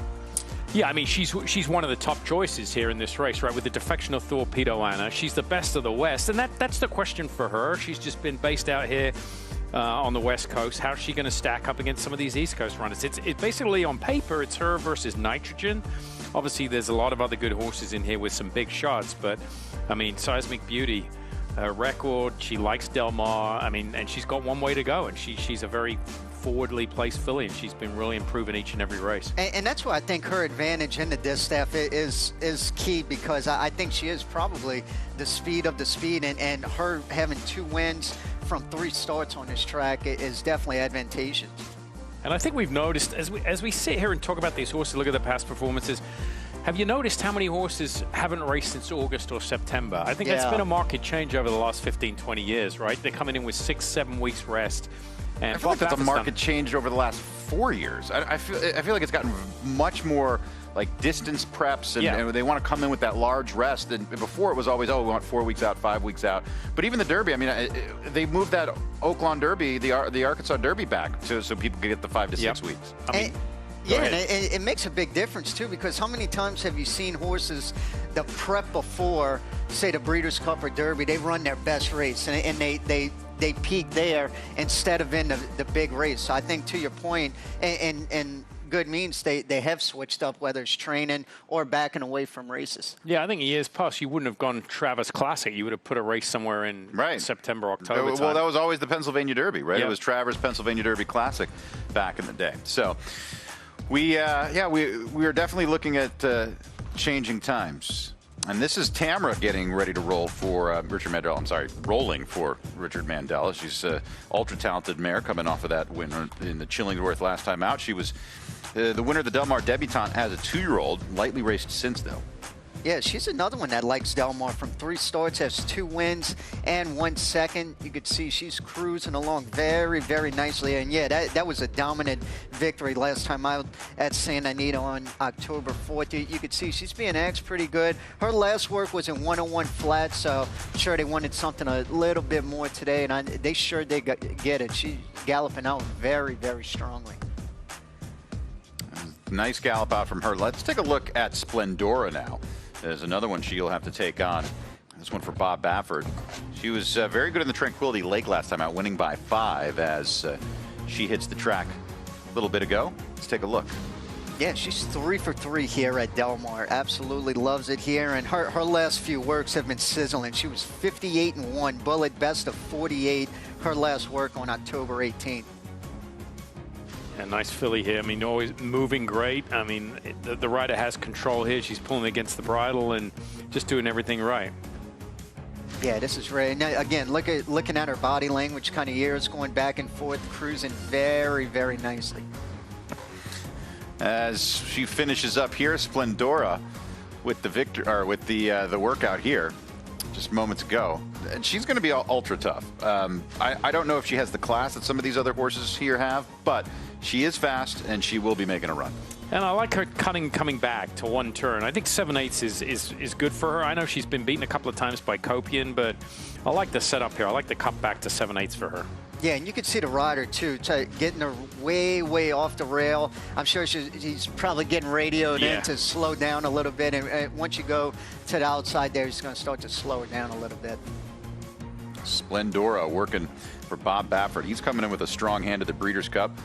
As we're used to seeing him bring in a few, but I feel like he's got multiple contenders in several divisions this year, and they all look live. I think 8, if I'm not mistaken. I think 8 total. Yeah, and Splendora get a nice pat on the neck there from the exercise rider. Doesn't even look like she's blowing that either. She had plenty left pulling up, but you had to, you know, who is that on her? Looks like, not sure. I'm not guessing at exercise riders. That's Joe's job. That's what we brought. Yeah, I'm not sure who it is. All else fails, just say Abdul Al-Sagor. At any rate, we're going to continue looking at those works, but we've seen a number of horses on the track so far this morning. At Keeneland, they're very busy. At Churchill and at Santa Anita as well. Yeah. Well, Forever Young, who came by, that's just so cool. Yeah, I know we talked about it earlier, but just his demeanor, and Simon alluded to it too, the Japanese horses, how they walk them so much, and I like that, how you keep them relaxed. It's totally different than some American horses where you see once they get on the track, they're keyed up and they know they're ready to go, versus a horse like Forever Young. I mean, after he galloped, he just walked around here like he didn't even go out for a gallop earlier. Let's get back out to Santa Anita right now with Michelle Yu. Guys, I'm joined by Joe Moran. He told me he'd talk about his horse, but first I had to ease him into it. So, warm-up question. We're talking about the Classic. Who do you like? I'm on the Fierceness train, the horse that is fond of Del Mar. I think is a big advantage, but I think this is one of the best Classic fields we've had in a long time, and just excited for a great race at the end of the day. Want to go back to last year? That'll be a nice, easy segue. And your guys' success with my racehorse with Straight No Chaser. I mean, how did you manage the partners afterwards? It was wild. I was sitting there with Nick Hines, and as much as we were going crazy celebrating the win, the first thought that went through my head, I said, how are we going to handle this? But we got it all under control, and it ended up being great. And just what a great victory for all the partners, the team, Dan Blacker. It was just an exceptional win. All right, do you feel warmed up now? I'm ready. All right, Seismic Beauty just worked right now. She actually just jogged back by us. What were your thoughts? She's the model of consistency when it comes to work. She just does it so easy every time. Never looks like she's going as fast as she does. Looks great in the flesh, and just super excited. I think she's one that can kind of do whatever you ask of her, but naturally she is just a free-flowing filly and uses that speed to her advantage. So, with a few of the defections, you kind of wanted to see her take on those challengers in the race for herself, but certainly not complaining. I think we're talking about Torpedo Anna there as the main horse that deflected. How does that change the complexity of the race for her? Well, I mean, I don't think you're going to take her out of her game. I think you're going to just try to get her out of the gate and let her get in that comfortable rhythm. Juan Hernandez knows her well, and just treat her like she's the best horse in the race, and hopefully she can prove that. I saw Juan did not work her this time. Does he normally? I can't remember. No, he usually doesn't. And Bob, right after we walked down, Juan Ochoa usually works her, and he said if Juan Hernandez is on there, she's going to go too fast, so keep her off him. Well, I want to know what Bob was thinking up there, because he had a couple horses working, and usually he's on his mics talking to the riders. Was he happy when he was up there, or was he yelling? Yesterday he was yelling at me. No, he seemed pretty calm today, so he seemed happy with how everything went, and as I said, she just kind of goes out there and does the same thing every week, which makes it easy to watch. I think she's a little more fond of Del Mar than the Santa Anita track, so excited to get her back to Del Mar. Thanks for all the time, Joe. No problem. Joe Moran does an excellent job managing the partners with not only My Racehorse, but also Edge Racing as well, the other syndicate that they run. So excellent work from him. And yeah, they've got a couple of real live ones coming into the Breeders' Cup. Yeah, they really do. And that's such an advantage, too, talking about Bob, how he has all his horses at Santa Anita. It's just an hour-and-a-half ship down here versus taking a flight from, say, back east or the Midwest to come here. Yeah, I mean, it just underscores the different ways of doing it, right? Sovereignty, the leading home in the Classic, he came in way early, has some works here. Baffert elected not to work any horse here at Del Mar. We've got Lawali, who's going in the juvenile fillies. She's on the track for Mark Glatt. She was the runner-up to Explorer in the Oak Leaf and third in the Del Mar Debutante. She is on screen somewhere. I was told on the inside. Inside of what? That's a great question because I can't see anything. But they'll come into focus in just a matter of moments. I think she's in front because the horse on the outside is gray, if I'm not mistaken. Lawali's down on the inside. So the whole screen is gray. Yeah. There's no light for Mike. Sorry about that. Yeah, it should be coming here. This was early. Went 101 and 4. Her last work was 1:03, so they probably just wanted something nice and easy.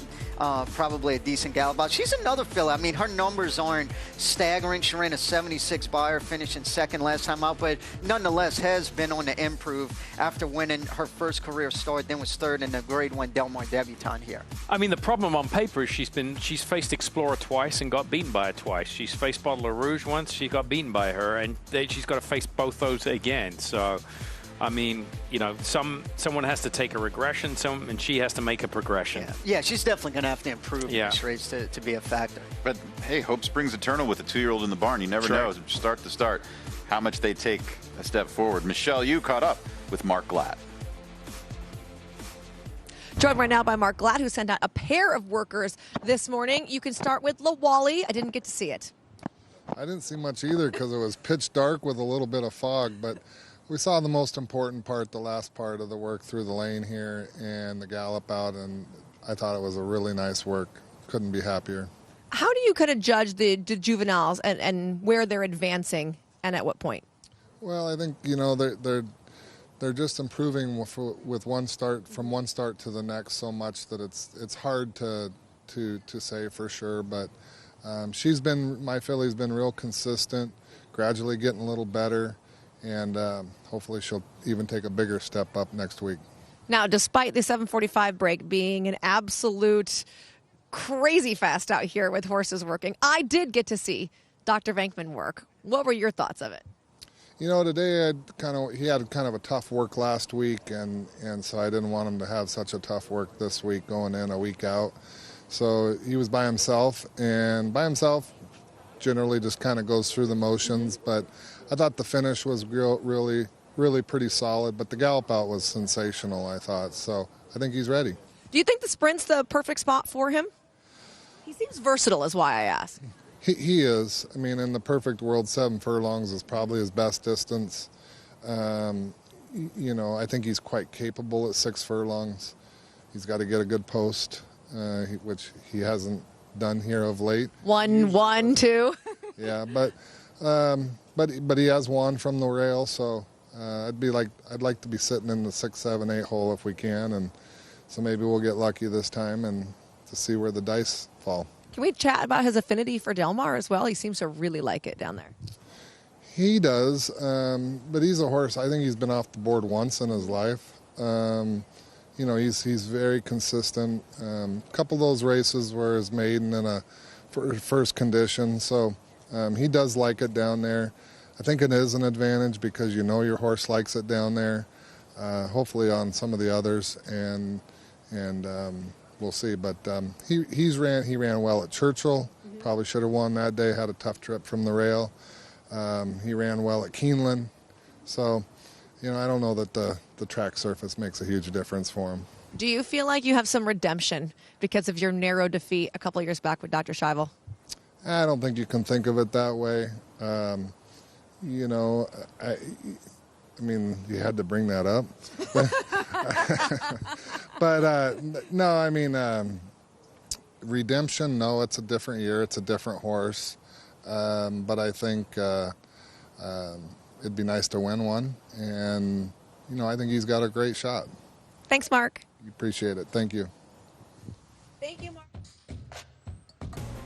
Here's Touch of Destiny for Michael McCarthy, the undefeated colt from Uruguay. 6 for 6, pointed for the dirt mile. I mean, the first time we're getting a look at him, for me, I mean, you have no clue, right? You don't know what to expect here with this horse next weekend. He's never had a start in the U.S. You know, and horses down there, they come with a big reputation. I think the Southern Hemisphere horses, they come here, everyone's a little high on them, expect him to do good things. So you just have to sit and wait. You don't know what's going to happen. And he's only going a mile one time. Yeah. He did win by 5 lengths. It was a grade 3, but that wasn't Uruguay. And it's hard to knock him. He is 6 for 6. But to your point, Simon, you don't really know who he was running against. His workouts look good. He actually worked a mile on October 17th in 1:47. I mean, of course, the best Uruguayan horse to come here was Invasor, right? For Gary McLaughlin. But, you know, those days of Passiana, Bayacoa, and all that consistently coming up are long gone. So you just don't know. Well, Michael McCarthy has an inkling of what he's got, though. His Touch of Destiny making a good appearance on the track this morning. Yeah, is being urged right here to finish and is doing just that. Looks like visually looks like he's finishing with a lot of interest. It looks like his momentum is going to let him gallop out pretty nice after I mean, he is winning against, regardless of who he's winning against, he's winning by 7 and 9 open lengths. If he really was good enough for the Breeders' Cup, those are running lines that you would expect of him just making mincemeat of the competition there. And he's progressed from distances too. His first start was going 5.5, then he went 5, 5.5, 6.5, 7, a mile. So I mean, whatever's thrown at him, he's taking it in full force. So there's a look at him getting the job done. Now he is Uruguay. Pardon my lack of geographical knowledge. Is Uruguay Southern Hemisphere or Northern Hemisphere? Southern, I think. So he's a Southern Hemisphere 3-year-old? I believe so. He's an August foal. So he turned 3 on June 1st. So he's a very young 3-year-old. He just turned 3. Very interesting. Let's take a look at Yellow Card in the Prevagen Turf Sprint. Prevagen Turf Sprint. Yellow Card, also from Michael McCarthy, just ran into Reef Runner down the hillside in the Eddie D. Yeah, ran twice this summer, going 5/8 at Del Mar. Was second by a neck and a 2 other than. Then his next start, he did win that same condition. And, yeah, just missed by half a lane in the Eddie D.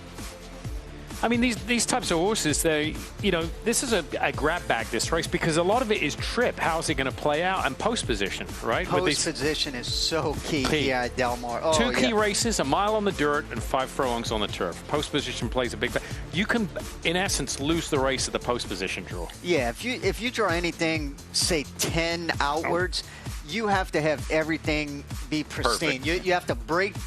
Not only good, but come over in good order, not shut anybody off and get DQ'd like we did see here this past summer. I mean, everything has to go your own way.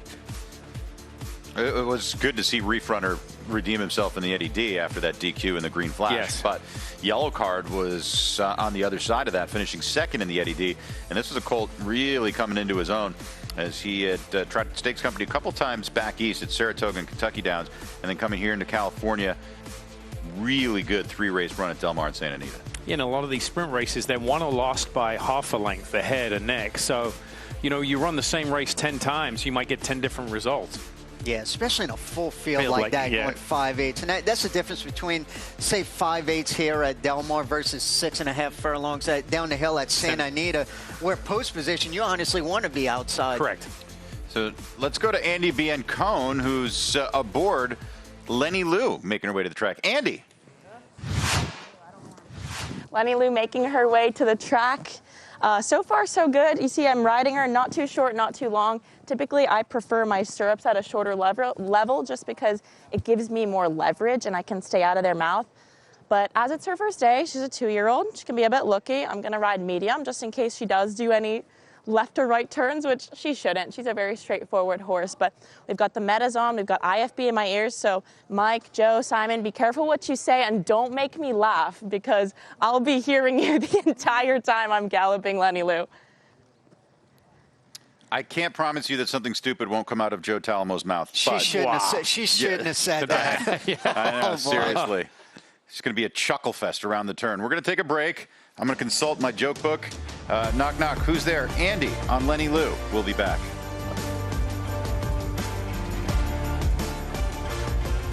Quality Road proving Lane's End's tried and true stallion-making tradition. Quality Road has sired multiple Eclipse Award and Grade 1 winners, including champion 2-year-old Colt Corniche, champion 2-year-old filly Caledonia Road, champion 3-year-old filly Abel Tasman, Grade 1 winner Bleecker Street, and classic winner National Treasure. He's a leader of his generation. Quality Road, a stallion that stands above the rest. Calling all! Calling all! Calling all! Trillionaires! Calling all, calling all, calling all, trillionaires. Calling all, calling all, calling all, trillionaires. Come and join a club that has rewards for everyone. I'm talking birthday perks, free daily game, and other stuff that's fun. Designed for people who love thrills like me and her and him, and with a weekly bonus pack, our thrills are filled up to the brim. Can you thrill me? Yeah, because this will be like the most amount of pure glee that ya Ever gonna get from rewards that start day one. So we're calling all. Calling all, calling all, trillionaires. Calling all, calling all. Calling all, trillionaires. Calling all, calling all, calling all, trillionaires. Calling all, calling all. Calling all Trillionaires. FanDuel Casino.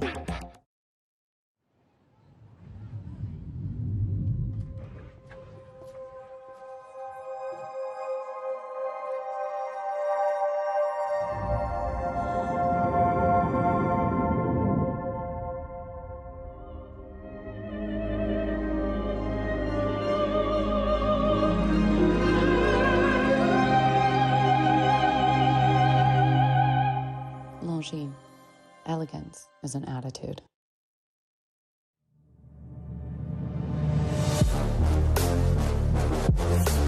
They came from across the globe, the world's champions, An international affair. crossing oceans for finish lines, flying from starting gates as champagne flowed.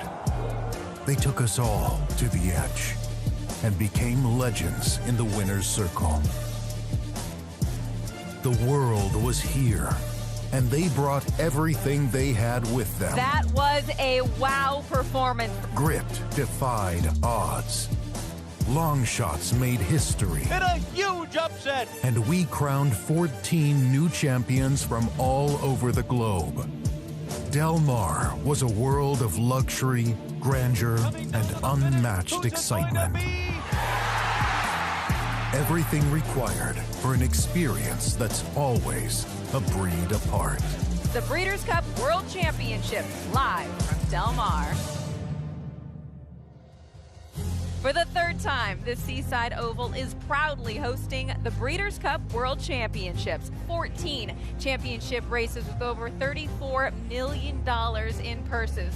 It's Future Stars Friday, and we'll kick things off with the Juvenile Turf Sprint. They're off.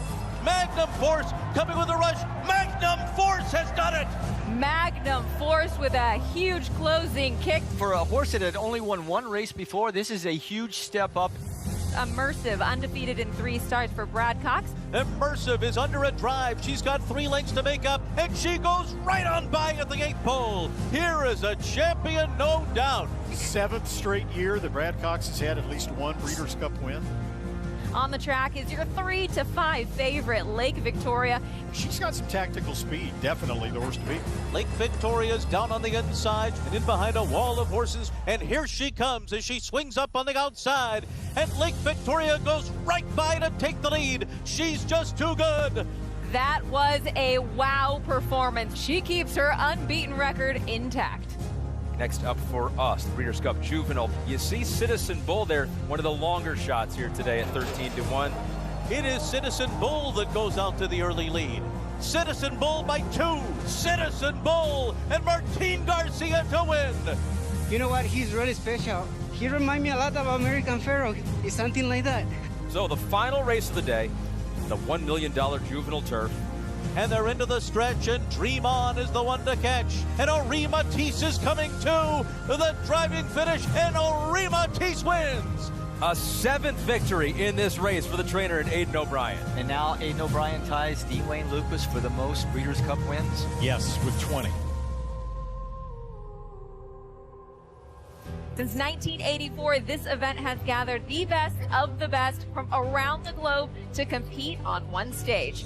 A part of what makes this year's Breeders' Cup so special is the record international participation. With 5 continents represented, the question is clear: who is the best in the world?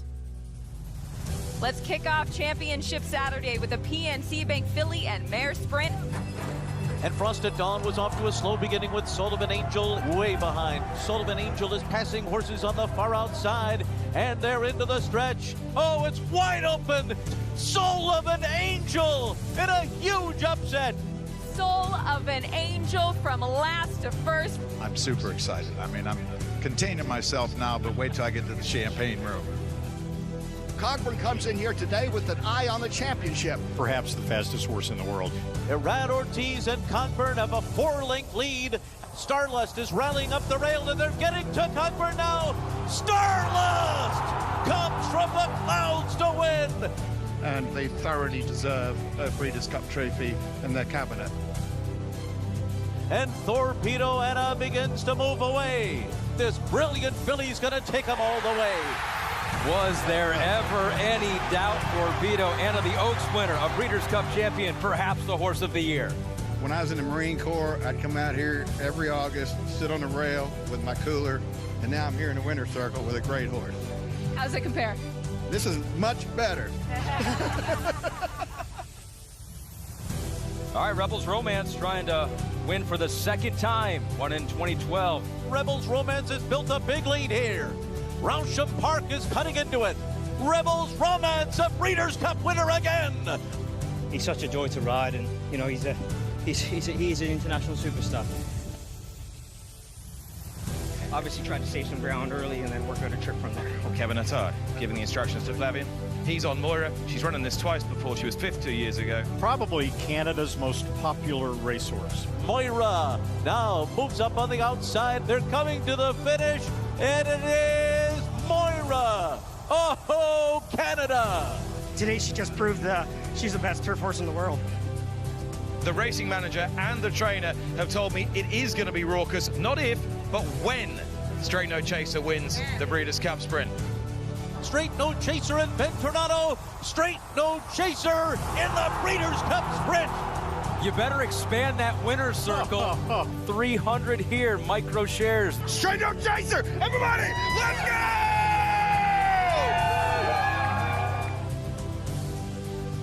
More Than Looks trying to unwind from the back of the pack. More Than Looks coming, 10 Happy Rose on the inside. A wild finish that goes to More Than Looks. Sharita Bowe can now call herself a Breeders' Cup winning trainer.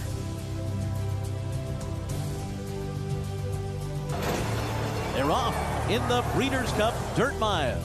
Full Serrano has taken the lead. Full Serrano in the Dirt Mile.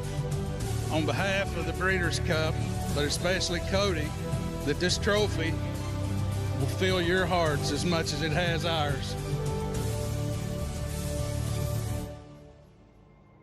There is so much buzz surrounding the big one, the Breeders' Cup Classic, and particularly this year because of the international participation. Look, you have the best horse in Europe, City of Troy. City of Troy is to this Breeders' Cup what Lionel Messi was to the World Cup in Qatar. It's that big of a deal. That puts it in perspective. What is City of Troy going to do? We've never seen this horse on the dirt. But I think Fierceness has just taken his game to a way different level since the Kentucky Derby. The Chad Brown trained Sierra Leone, second in the Kentucky Derby, perhaps a bit overlooked here in the Classic. He is talented, and he has a good closing kick. But he, again, will have to run better than he ever has before in order to win. So we got international flavor, 3 Japanese horses, some American superstars, and a European trying dirt for the first time. They're off. City of Troy broke near the back of the pack. A big separation to Pyrenees and next. Another gap back to Sierra Leone. Around the far turn, Fierceness has taken over the lead. On the attack, Sierra Leone is revving up on the far outside as they come to the top of the stretch. Close to home, Sierra Leone does it in the Breeders' Cup Classic. Today was the day that he got it done. Sierra Leone, second in the Kentucky Derby, behind no one today in the Classic. He got the fastest pace in the history of the Breeders' Cup Classic, set up for him perfectly. What a kick this time by Sierra Leone. Your winner, your champion here at Del Mar. This fall, greatness returns to Del Mar, bringing with it everything that makes this a once-in-a-lifetime experience, and one you won't want to miss.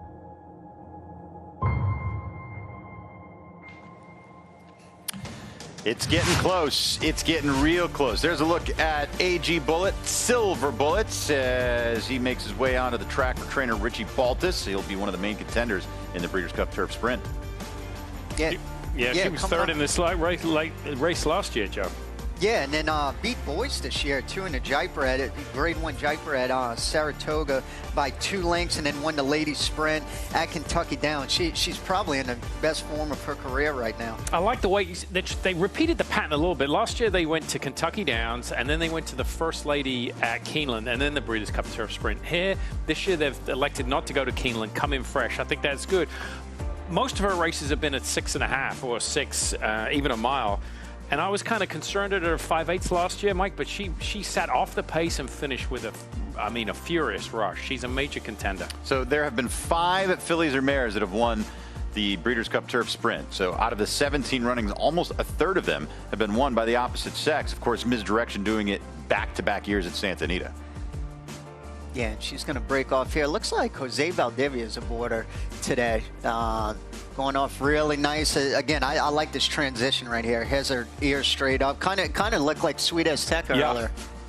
As we check in with Joaquin Jaime.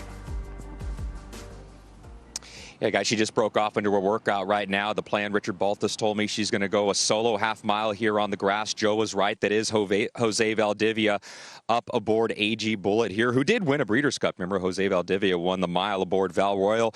You look at her workouts for AG Bullet. Richie Baltus told me, look, she always works fast. I'm assuming she's going to work fast here again. We'll see how it plays out as she continues on in this half-mile drill.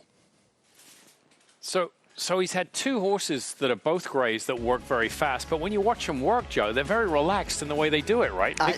Yeah, it doesn't look like she's going quick at all, which is perfect. She has her ears straight up, and you can look at her work pattern, too. I mean, her last 3, 58-1, 59, 59-4. So fitness-wise, and she's only going to, the race is 5/8. She doesn't need, a quick 5/8 and then gallop out 3/4 or 7/8. This is absolutely perfect. See around the dogs there. Of course, they're going to be saving that turf course for the Breeders' Cup World Championship, so they have them in the outermost lane. But all systems go for AG Bullet, for Richie Baltus, as she's trying to get back to the winner's circle here at Del Mar, and doing so in the Breeders' Cup Turf Sprint. She was the winner of the Oceanitas at age 3, and then she would parlay that into multiple stakes victories for 6 figures. As she's finishing up her work, well, fan favorite here on the crew, Lenny Lou, is about to begin hers. As once again, we were quiet. We did not speak or make jokes, as Andy Biancone had work to do, and she could hear us the whole time. There's a look at Lenny Lou and Andy Biancone in the irons, getting this one ready for the Juvenile Turf Sprint. You can see she's looking around. Look at her ears. I mean, they're up like 2 antennas. That's why Andy was riding a little bit longer today. Anytime a horse comes to a track for the first time, especially a 2-year-old, they're a little more aggressive in their new surrounding. 1, they've usually shipped. 2, they've usually had a day off after the ship, so they're fresh. And 3, it's new surroundings. So she's kind of taking everything, all that signage on the outside. Horses have a very weird field of vision. It's like 270 degrees. They see left and right, but the clarity is not that good. So, I mean, and directly in front of them, directly below them, they can't see. And directly behind them. That's why don't ever rush up behind a racehorse. That's why you get the old double barrel. So what do we make here of Lenny Lou? She's ultra talented. She deserves to be here. How's this final work prior to the Breeders' Cup Juvenile Turf Sprint look? I mean, this is nice, just cruising out there. And you alluded to it. She has her ears. I don't think they could be more for her, just kind of taking in everything. And that's the difference between a filly. She's never been here at Del Mar, and especially for the Breeders' Cup when there's so much signage to wear on the outside versus a horse that has run not only in Del Mar but at a Breeders' Cup where they know they're going to look at all of that signage. Yeah, everywhere. all that purple sign. I mean, it seems mundane to us, but to a horse, that, like a tree, for instance, they go to the track every day. If something new is placed in a position that they've never seen before, like a tractor or something, they'll spook from it. Right. Yeah, the exercise rider did a great job there, if she's listening. Smooch to her, Andy. Yeah. Let's see what happens. Did you hear the one about the girl who rode a gray horse?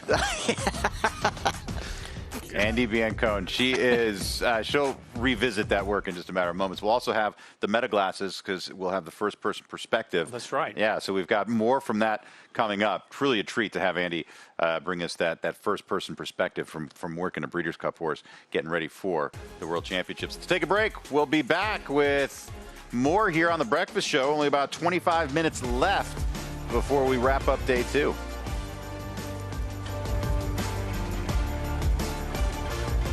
Welcome to the 2025 Keeneland September Yearling Sale, where history was made when Three Chimneys Gunrunner, the sire of 2025 Grade 1 winners Sierra Leone, Locked, and Brent, became the first horse in the history of the Keeneland September Sale to sire the session topper of each of the first 4 sessions. Among them was the $3.3 million sale topper, purchased by Peter Brent, MV Magner, and Winchell Thoroughbreds.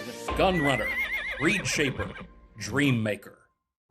Keeneland November is where futures take root and legacies pass from one hand to the next. In the ring, excitement builds. A glance, a nod, a bid. History changes in an instant, and the impact lasts a lifetime. The market is here. The global stage is here. Your moment is here. Keeneland November.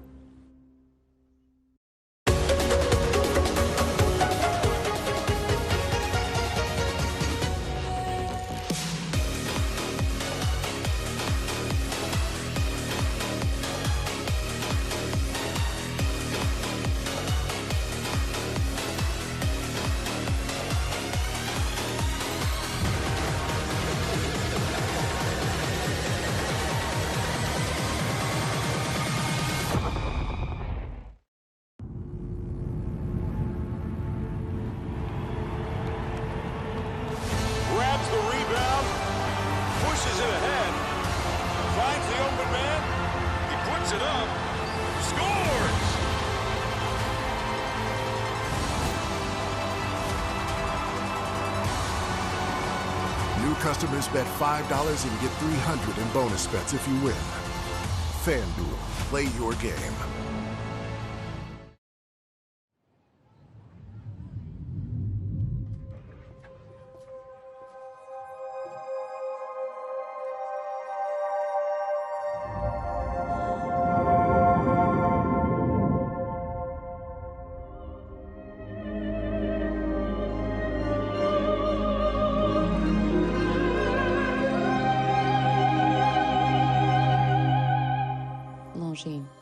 Elegance is an attitude.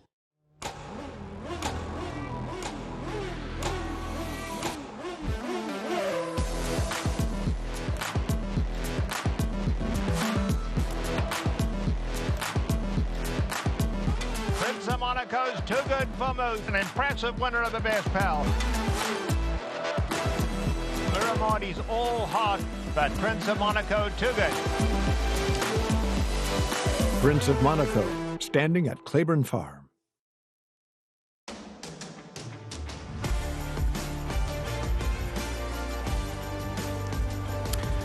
Welcome back to Breakfast at the Breeders' Cup as we are here at Del Mar. We are just 6 days away from the start of the Breeders' Cup World Championships. We've had a busy morning on the show. A lot of horses out on the track stretching their legs, getting ready to roll. We've seen some very talented runners and main contenders in a multitude of races. Yeah, that's what's so fun about this show. Now, just about every single race we've been able to see horses work, and just can't wait for the final day to come. Yeah, it's like, I mentioned it yesterday, basketball, football, it's like taking the top 5 players from every team and just putting them all in one spot for the weekend and watch them play and perform. Right now, we're going to head back to Santa Anita. Michelle Yu standing by with a very special guest. I'm here with Jill Baffert and her adorable but very frightened dog, Winnie. Is this her first time at the track? First trip to the barn. To the barn? Oh, she is so scared. Did you make it out in time to watch your horse work this morning? I didn't, but I watched it on TV. On FanDuel? I think so, yes. What were your thoughts? I thought she looked really good. I thought they all looked good. Nisos looked awesome. Some of the competition looked awesome. Everybody looked really good. I have such a dumb question. I thought Bottle of Rouge was for sure named after makeup, but I realized Vino Rosso. Is it just Bottle of Red? It's Bottle of Red, but it's from a Harry Styles song. I love Harry Styles, and so I thought it checked both boxes. Yeah. Today I had a light bulb moment. I'm like, it's Vino Rosso. It's probably named after wine. What did Bob tell you he was going to have Bottle of Rouge do today? He didn't. Doesn't he know happy wife, happy life, Jill? He hasn't figured that out yet. What's it been like to have this journey as an owner? Because you've been by Bob's side through all of these great wins, but now it's your name and your silks out there. It's been really exciting. I've had some really awesome horses before, but just to have a baby and to feel like, it's a different feeling to feel like, oh my goodness, she may go on, and I know it's a long time between now and whenever, but it's been really exciting.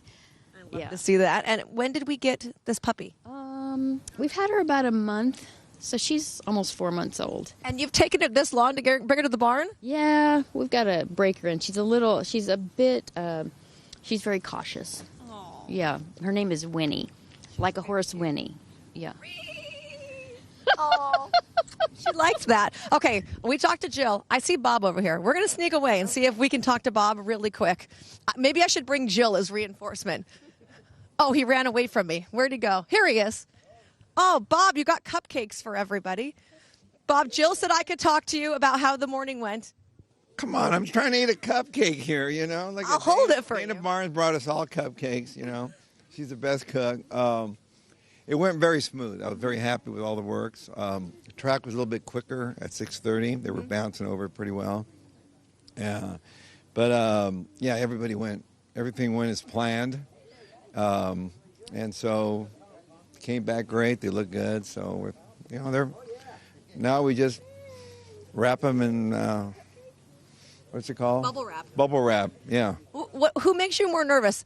This group over here, Joe, or Tom Ryan, or the wife over there in the white jacket? Right there in the white jacket, right there. She's going to go over the game plan with Mike Smith. That's what Mike Smith's saying. This week. Well, I better hope that it continues. See, I threatened her. If she's not nice to me, I says, I'm going to work your filly with Nisos. See, so she's been nice to me. And that was nice. I'm sure she appreciated that, right? You worked her with another juvenile litmus test. Yeah, they went. Yeah, I didn't want to do anything serious with them. They went a minute. They went nice and easy together, and so her filly wants to go 2 turns. She's been ready, and so she's not one that really will. She's not a great workhorse, but she likes company. And Litmus was just cruising there with her, and Brant, he looked great yesterday, and so everything looks. Look, I can't blame it on the works. The works went well, and so we just got to, ship them, keep them healthy and happy, and hope they get the trip. I appreciate the time. You got to look at this cupcake, by the way. Come close, because red velvet. This is a red velvet cupcake. He does this for us. But look at it has gold on top. These are little handmade succulents. Look it's a whole bouquet of flowers here.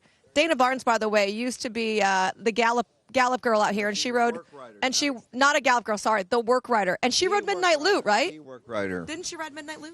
She rode all the good ones, all the champions. Good ones. Lots of champions, and now she makes cupcakes. Arrogate. Arrogate? She was in Dubai with Arrogate.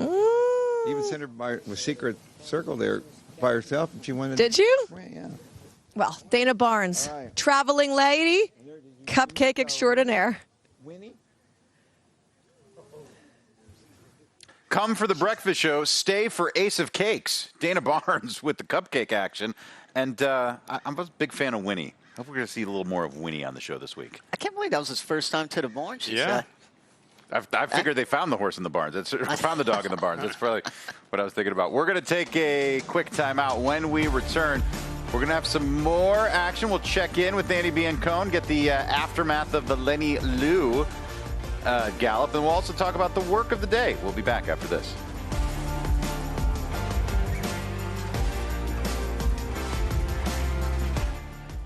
How fast is not this time's fastest son?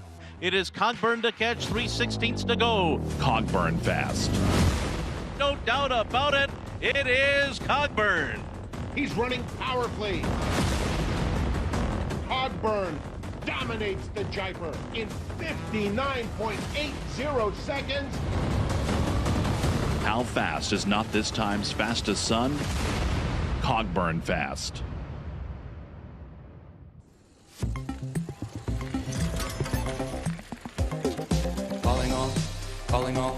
Calling all trillionaires. Come and join a club that has rewards for everyone. I'm talking birthday perks, free daily game, and other stuff that's fun. Designed for people who love thrills like me and her and him, and with the weekly bonus back, our thrills are filled up to the brim. So we're calling all trillionaires.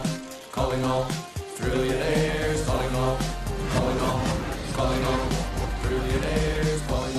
Calling all trillionaires. FanDuel Casino. FanDuel held a shooting contest to promote its new MySpend tool. MySpend makes it easy to view your deposit and bet history all in one place. Because betting without knowing how much you're spending is like shooting in the dark.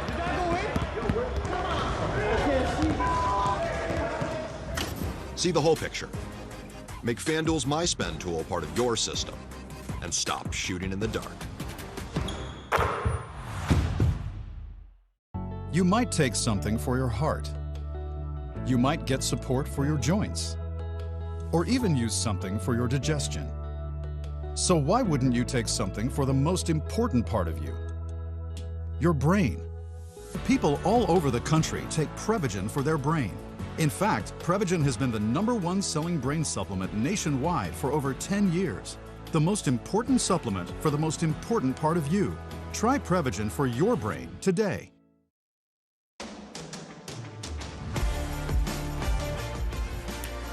Welcome back. Have some horses from the Wesley Ward barn hitting the track at Keeneland earlier today. We're going to take a look at, starting with the juvenile turf horse, Outfielder. Outfielder was a winner at Churchill. They went to Deauville and then came back with a win and allowance event at Keeneland. And this is a look at Outfielder stretching the legs over the Keeneland turf. Yeah, last work was 50-1. Looks like he's clipping along pretty good there for Wesley Ward. I think that's Johnny Velasquez on him, it looks like. And then looks like he's striding along pretty good, breaking off there.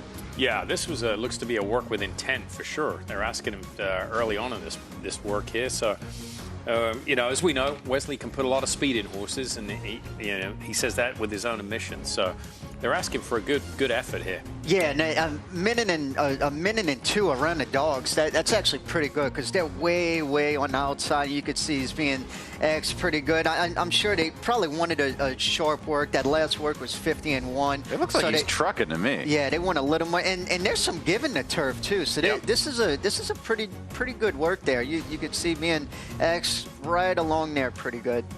So Outfielder, he's entered in the juvenile turf, also cross-entered in the juvenile turf sprint. His stablemate, as we see him crossing the wire here and getting into the gallop out, the rider easing up on him a little bit. His stablemate Schwarzenegger also worked this morning for Wesley Ward. We'll take a look at the horse. I'm assuming they call him Arnie by the barn, or maybe Terminator. There's a look at Schwarzenegger, Not This Time Colt, who won the Indian Summer at Keeneland back on October 5th. Yeah, first career start, opened up 6 at Saratoga and just got beat a neck, but they pretty much the same thing last time, breaking his maiden in a stake at Keeneland by a half a length. Yeah, he's a good racehorse. I mean, he's, again, built like a tank. Time here, 52-2. Complete opposite of what we just saw. Total opposite. And you can see they were asking the horse that we just saw. This one, the rider's got his foot on the brake pedal. He's just trying to take his foot off the brake pedal rather than hit the gas pedal here. So 52-2. I'll give you that range for half-mile works. 46 is house. 52-2, 53 would be on the very slow side. Yeah, this is definitely on the pedestrian side. And kind of the opposite of Two Worlds. Schwarzenegger had a bullet workout last time and now went really slow. And then Outfielder had a slow work last time and then fast today. So it looks like they're kind of flip-flopping. But I will say there is, I know we've had some rain back in Kentucky before I came here, so you could see there's some give in it. But nonetheless, definitely pretty slow for a work like that. So Schwarzenegger finishing up here. I have to tell you, I was expecting more muscles. I'll be back. Expecting a little more muscle. I'm expecting a quarter horse, really, is what I was looking at. How about Nona Hudson, the other Wesley Ward that hit the turf course this morning? This is the turf sprinter, Nona Hudson. He was out here a couple of times in the last 2 years for running the Green Flash. Nona Hudson, you can see onto the track. He worked 5 furlongs, 102 and 4. As this horse, 5 for 19 lifetime. He's made over $500,000. I don't know that he's good enough to win the turf sprint, but he certainly deserves a shot. Yeah, it's 0 for 2 here at Del Mar. Numbers definitely has to move forward. You could see 102 and 4, another one. Kind of pedestrian, but I think from the looks of it, Simon, they probably wanted that. You could see he's maybe wanting to get a little keen there, but still has his ears off, going along pretty nicely. Yeah, and that's, Wesley Ward, the majority of his wins are going to be around one turn on either turf or dirt. He trains primarily sprinters. And they're all built like it, and they all kind of run the same way and train the same way. So I'm in agreement with Mike. I think he's got to step up a little bit. He's well traveled. I mean, this is a horse that barely runs the same racetrack in back-to-back starts. He's been all over the place. So he comes on for the nice win in the Arctic, sets him up for this weekend. And when you look at his workout pattern, he's not a really flashy workhorse. No. A lot of them, like his last work was 50 flat, 104 and 1 prior to that. Actually, before he won the grade 2. So I think this is probably something that's normal for him, just not a flashy workhorse, which sometimes can be a benefit too. They'll last a lot longer. They're not blasting out there every single time they go out there. So Nona Hudson earlier today at Keeneland. So all 3 of these horses we just showed you on the turf, trained by Wesley Ward. Scott Hazelton caught up with Wesley just a bit ago. Well, Wesley Ward with 3 turf workers this morning here at Keeneland. As far as Breeders' Cup horses, there were a pair of others that we could get a chance to see, or we'll get a chance to see as well on the undercard, Wesley. But let's start at the top. Schwarzenegger, how'd he go on the turf course? Really good. The course today has a little give in it. They were kind of kicking it up a little bit, which I think when we get out to Del Mar, he's really going to like a firm turf to where he can kind of get out and utilize that speed he has. Do you worry about the times at all when you're looking at these workouts on the outside portion of the turf course? No, I kind of look at and see how he's moving.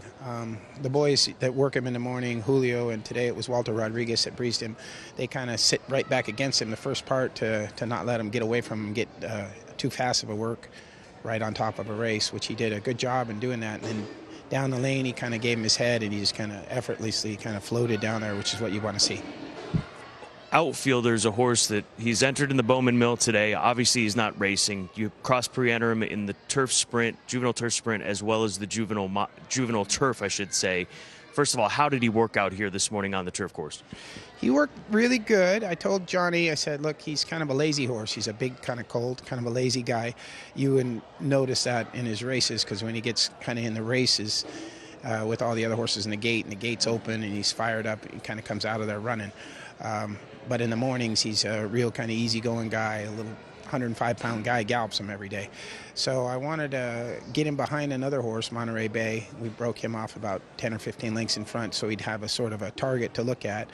And Johnny was a bit surprised, and when I told him that he was kind of a easygoing, kind of a lazy guy, because the only time he knows him is when he's on him in the races, and away he goes. But he worked really good. I was very happy with him. We're going to stretch him out to a mile. I just didn't want to, of the 2 I have, Outfielder and Schwarzenegger, I felt my best chance would be Schwarzenegger going 5 furlongs. He's very, very fast, and that course down there is going to play fast in Del Mar. So we're going to stretch him out to a mile. We're going to get back to the barn here and talk to Johnny about how the work went. I was very happy with it. He kind of ran down a very good 3-year-old colt that I have that's going to go in one of the undercard races, and I was very happy with his workout today. And then Nona Hudson, how did he get over the turf here? Good. He had an excellent workout last week and repeated again this week. It's a shame for Charlie O'Connor and his group of owners that are all excited for the Breeders' Cup, but we're on the bubble, so we're going to sort of see what's coming over from Europe and see if he can get in, because he's sitting on a big race as well. So he's got a ship, obviously. So how do you figure this out between now and ship time to Del Mar? Well, we're going to have to make that decision. There's another race out there, but it's not till the end of the month, so he'd sit out there for 3 weeks or 4 weeks until the next stake. So we'll have to get together with a group of owners and see if we want to risk going out there and kind of seeing if those other scratches, everybody's coming from all over the world to run in these races, and things can happen with these horses, being they could get sick or something else. So, if this guy wasn't doing as well as he is, we'd look for another option, but he looks like he'd have a big chance had he got in. Appreciate the insight this morning, Wesley. Thank you, Scott. Right. I mean, there's the whole dynamic of traveling when you're on the outside of a field looking in, and you're going to need some defections to get in. We talk about how stressful it can be to be a trainer and a decision maker, a stable manager, but no more stressful time than Breeders' Cup, especially when you're right on the bubble. And when you want to go, too. It's not like they're on the bubble, knowing they could get in. And to Wesley's point, they need to make a decision whether they want to come or not, and if they're on the also. And then do you keep the horse here for 3 more weeks and let him race at the end of the Delmar meet, or ship right back? Yeah, I'd take the gamble of coming. You've got the Turf Festival races Thanksgiving week. Yeah. I mean, you'll and you find don't a get spot. weather here. Yeah. Compared to back east, what's left of turf racing back east. So, very insightful interview. Scott Hazelton doing excellent work out there at Keeneland. He always does. I don't know why I have to announce that. We've come to expect it from Scotty. But Wesley Ward giving us a lot of information. I need information from you two. It is time for the work of the day. Simon Bray, we'll start with you. Who impressed you the most? Well, I was impressed by Nisos, actually, just because of his history, lightly raced. He'd had some breaks in his workouts. And to me, I thought this was very, very good. He's a horse that's, a neck away from being undefeated. The only horse that beat him was Mindframe, who's going to be a contender in the Classic. So I like this workout. This is 3/4 in 1:11. This is a sharp work, but again, you've got to take the trainer into context here, because Bob Baffert said earlier today, Bottle of Rouge, that group, they went 5/8 in a minute, just an easy workout. For some barns, that would be a fast workout. For him, that's just a maintenance work. So I like the way he gets over the ground. He's moving exceptionally well. Jill, when they asked her about how the horses work, this is one of the first things that came to mind for her with Nisos. So I think he's sitting on a good race. The layoff lines are a concern. There are some breaks in his work between the end of September, the middle of October, between the end of August and the middle of September. So, he's not an easy horse to train, but once you do get him right, I think he's very good. And I think he's coming into this weekend very, very good. Of course, I always say this as a former trainer, works are great. The most important part of a work is the next morning, because this all means nothing if they don't come out of it in good shape. So Nisos, he's long on talent, pointed for that dirt mile, and we'll see exactly what he does come November 1st. Now, Joe, let's talk about your work of the day. Who impressed you the most?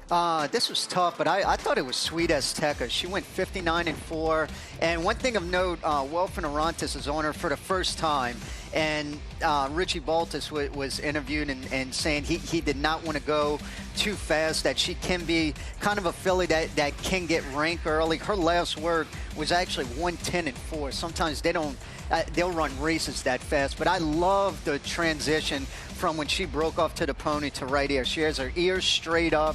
This 59-4 visually to me looked like a minute and change, even 101. I thought Welfin did an unbelievable job of getting her to settle really good, because a lot of her races, she's either in front or right off the lead. So I think that this is perfect for her to be able to kind of settle if there is a filly in front of her, or if she is in front, just to kind of settle and really get her to switch off a little bit. And one good thing about her, too, she's 2 for 2 here at Delmar. She's won the Rancho Bernardo 2 years in a row, and I just really visually love this effort here. Again, 59-4. Visually, to me, looked more like a 101, and her working very quick last week. I think this is absolutely perfect what Richie Baltus was looking for. I'll give Wilfred 4 stars, too, as well as the horse, right? I really thought he did a good job. And that's what, to compare it, it would almost be like a Ford and a Ferrari. When you, even though two horses, say a maiden special weight horse and a stake horse can both work a minute, the feel is totally different, even though you're going the same speed. So hats off to him for doing a great job on a Breeders' Cup horse. So Sweet Azteka, Joe Talamo's work of the day. Welfin Orontes, yeah, he was cool with it. Yeah, he was all good. Yeah, no, we're good, man. I will say this: I need the Los Al, the white Los Al vest. That was cool. I might drive up to Los Al and grab one for tonight, just for tomorrow's show, just to bust it out. You could probably fit in his. Yeah, I could fit it around my arm. I mean, try it at least. Let's check in with Joaquin. Yeah, Mike, winding down show number 2, looking ahead to tomorrow for show number 3. And the Preakness winner, Journalism, he is expected to have his final breeze for the Breeders' Cup Classic coming up tomorrow here at Del Mar, roughly around 6:30 in the morning. If you looked at the scratches and changes today at Keeneland Racecourse, you'll notice a rider change for Jose Ortiz taking off that mount. The reason being is that is going to allow Jose Ortiz to get on a plane and come out here to Southern California and be at Del Mar later on this evening. He'll get a couple of hours of sleep, and then he's going to go ahead and get up early and breeze Journalism roughly around 6:30, dismount, and then hop on a plane once again and head back to Kentucky. So Mike, one of the stars of the show and one of the headliners at the Breeders' Cup, Journalism, he's going to be one of the first horses we see on Breakfast at the Breeders' Cup early tomorrow morning. And Mike, keep an eye out right now. Journalism is heading to the paddock to school right behind you guys.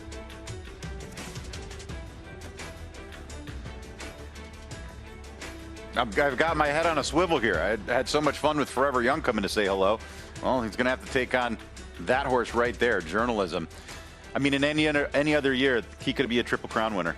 Yeah. I mean, he really could. I tell you what, I'm so excited, too, to watch him work tomorrow. And equally, I'm sure Jose Ortiz is, too. I know he's taken off a couple miles today and is going to try and ride to get back. But whether he does or not, I'm sure he's very excited just to get a feel for Journalism. Again, he's not going to go out there and try and blitz him, just get a good feel for him. And that has to make Michael McCarthy and the owners that much more confident, too, just to know that he's going to get somewhat of a feel for him moving forward for one of the biggest races in the world. Yeah, gets a little test drive. Doesn't get to open the car up, as we say, but he gets a little test drive. And just as far as jockeys go, but just think about this. Jose Ortiz, one of the most successful riders in the country. He's flying all the way back just for a few mounts. I mean, Breeders' Cup week. I mean, he could possibly stay here, right, and just remain here the rest of the week. The fact I mean, I know he's going up to Carlsbad, getting on a private plane, but he doesn't want to lose his business, Joe. And you guys are like that because there's no contracts, and if you miss out on an opportunity, maybe he's riding a 2-year-old tomorrow that we could be sitting here next year talking about. Yeah, you truly never know. That's why it's even hard to take time off as a jockey, and I know a lot of trainers are like that too because you truly don't know when your next big horse is going to be, and that's why it's 7 days a week and a lot of hours. Yeah, Janet Jackson put it best. What have you done for me lately? Yep. At any rate, Jose Ortiz will be here tomorrow to work Journalism. Don't forget about the Rude and Riddle Breeders' Cup Draw Show on Monday, October 27th, as Rishi Prasad and Nick Luck making their way across the Atlantic. And they'll join Brittany Urton, Joaquin Hyman, Andy Biancone for the Draw Show. Coverage begins at 7 Eastern, 4 Pacific. We'll have post-position draw, analysis, odds as they are revealed for all 14 Breeders' Cup Championship races. We're going to take a break. I think we're all done. And I think we got Journalism walking right over our left shoulder here. Can we get this camera shot to say goodbye? Bye, Journalism. We'll see you. As so cool. That was your Preakness winner just strolling on by. We're done. Thank you for joining us at Breakfast at the Breeders' Cup. We have the third episode tomorrow, bright and early, with one of the biggest works of the week as Journalism and Jose Ortiz meet for the first time.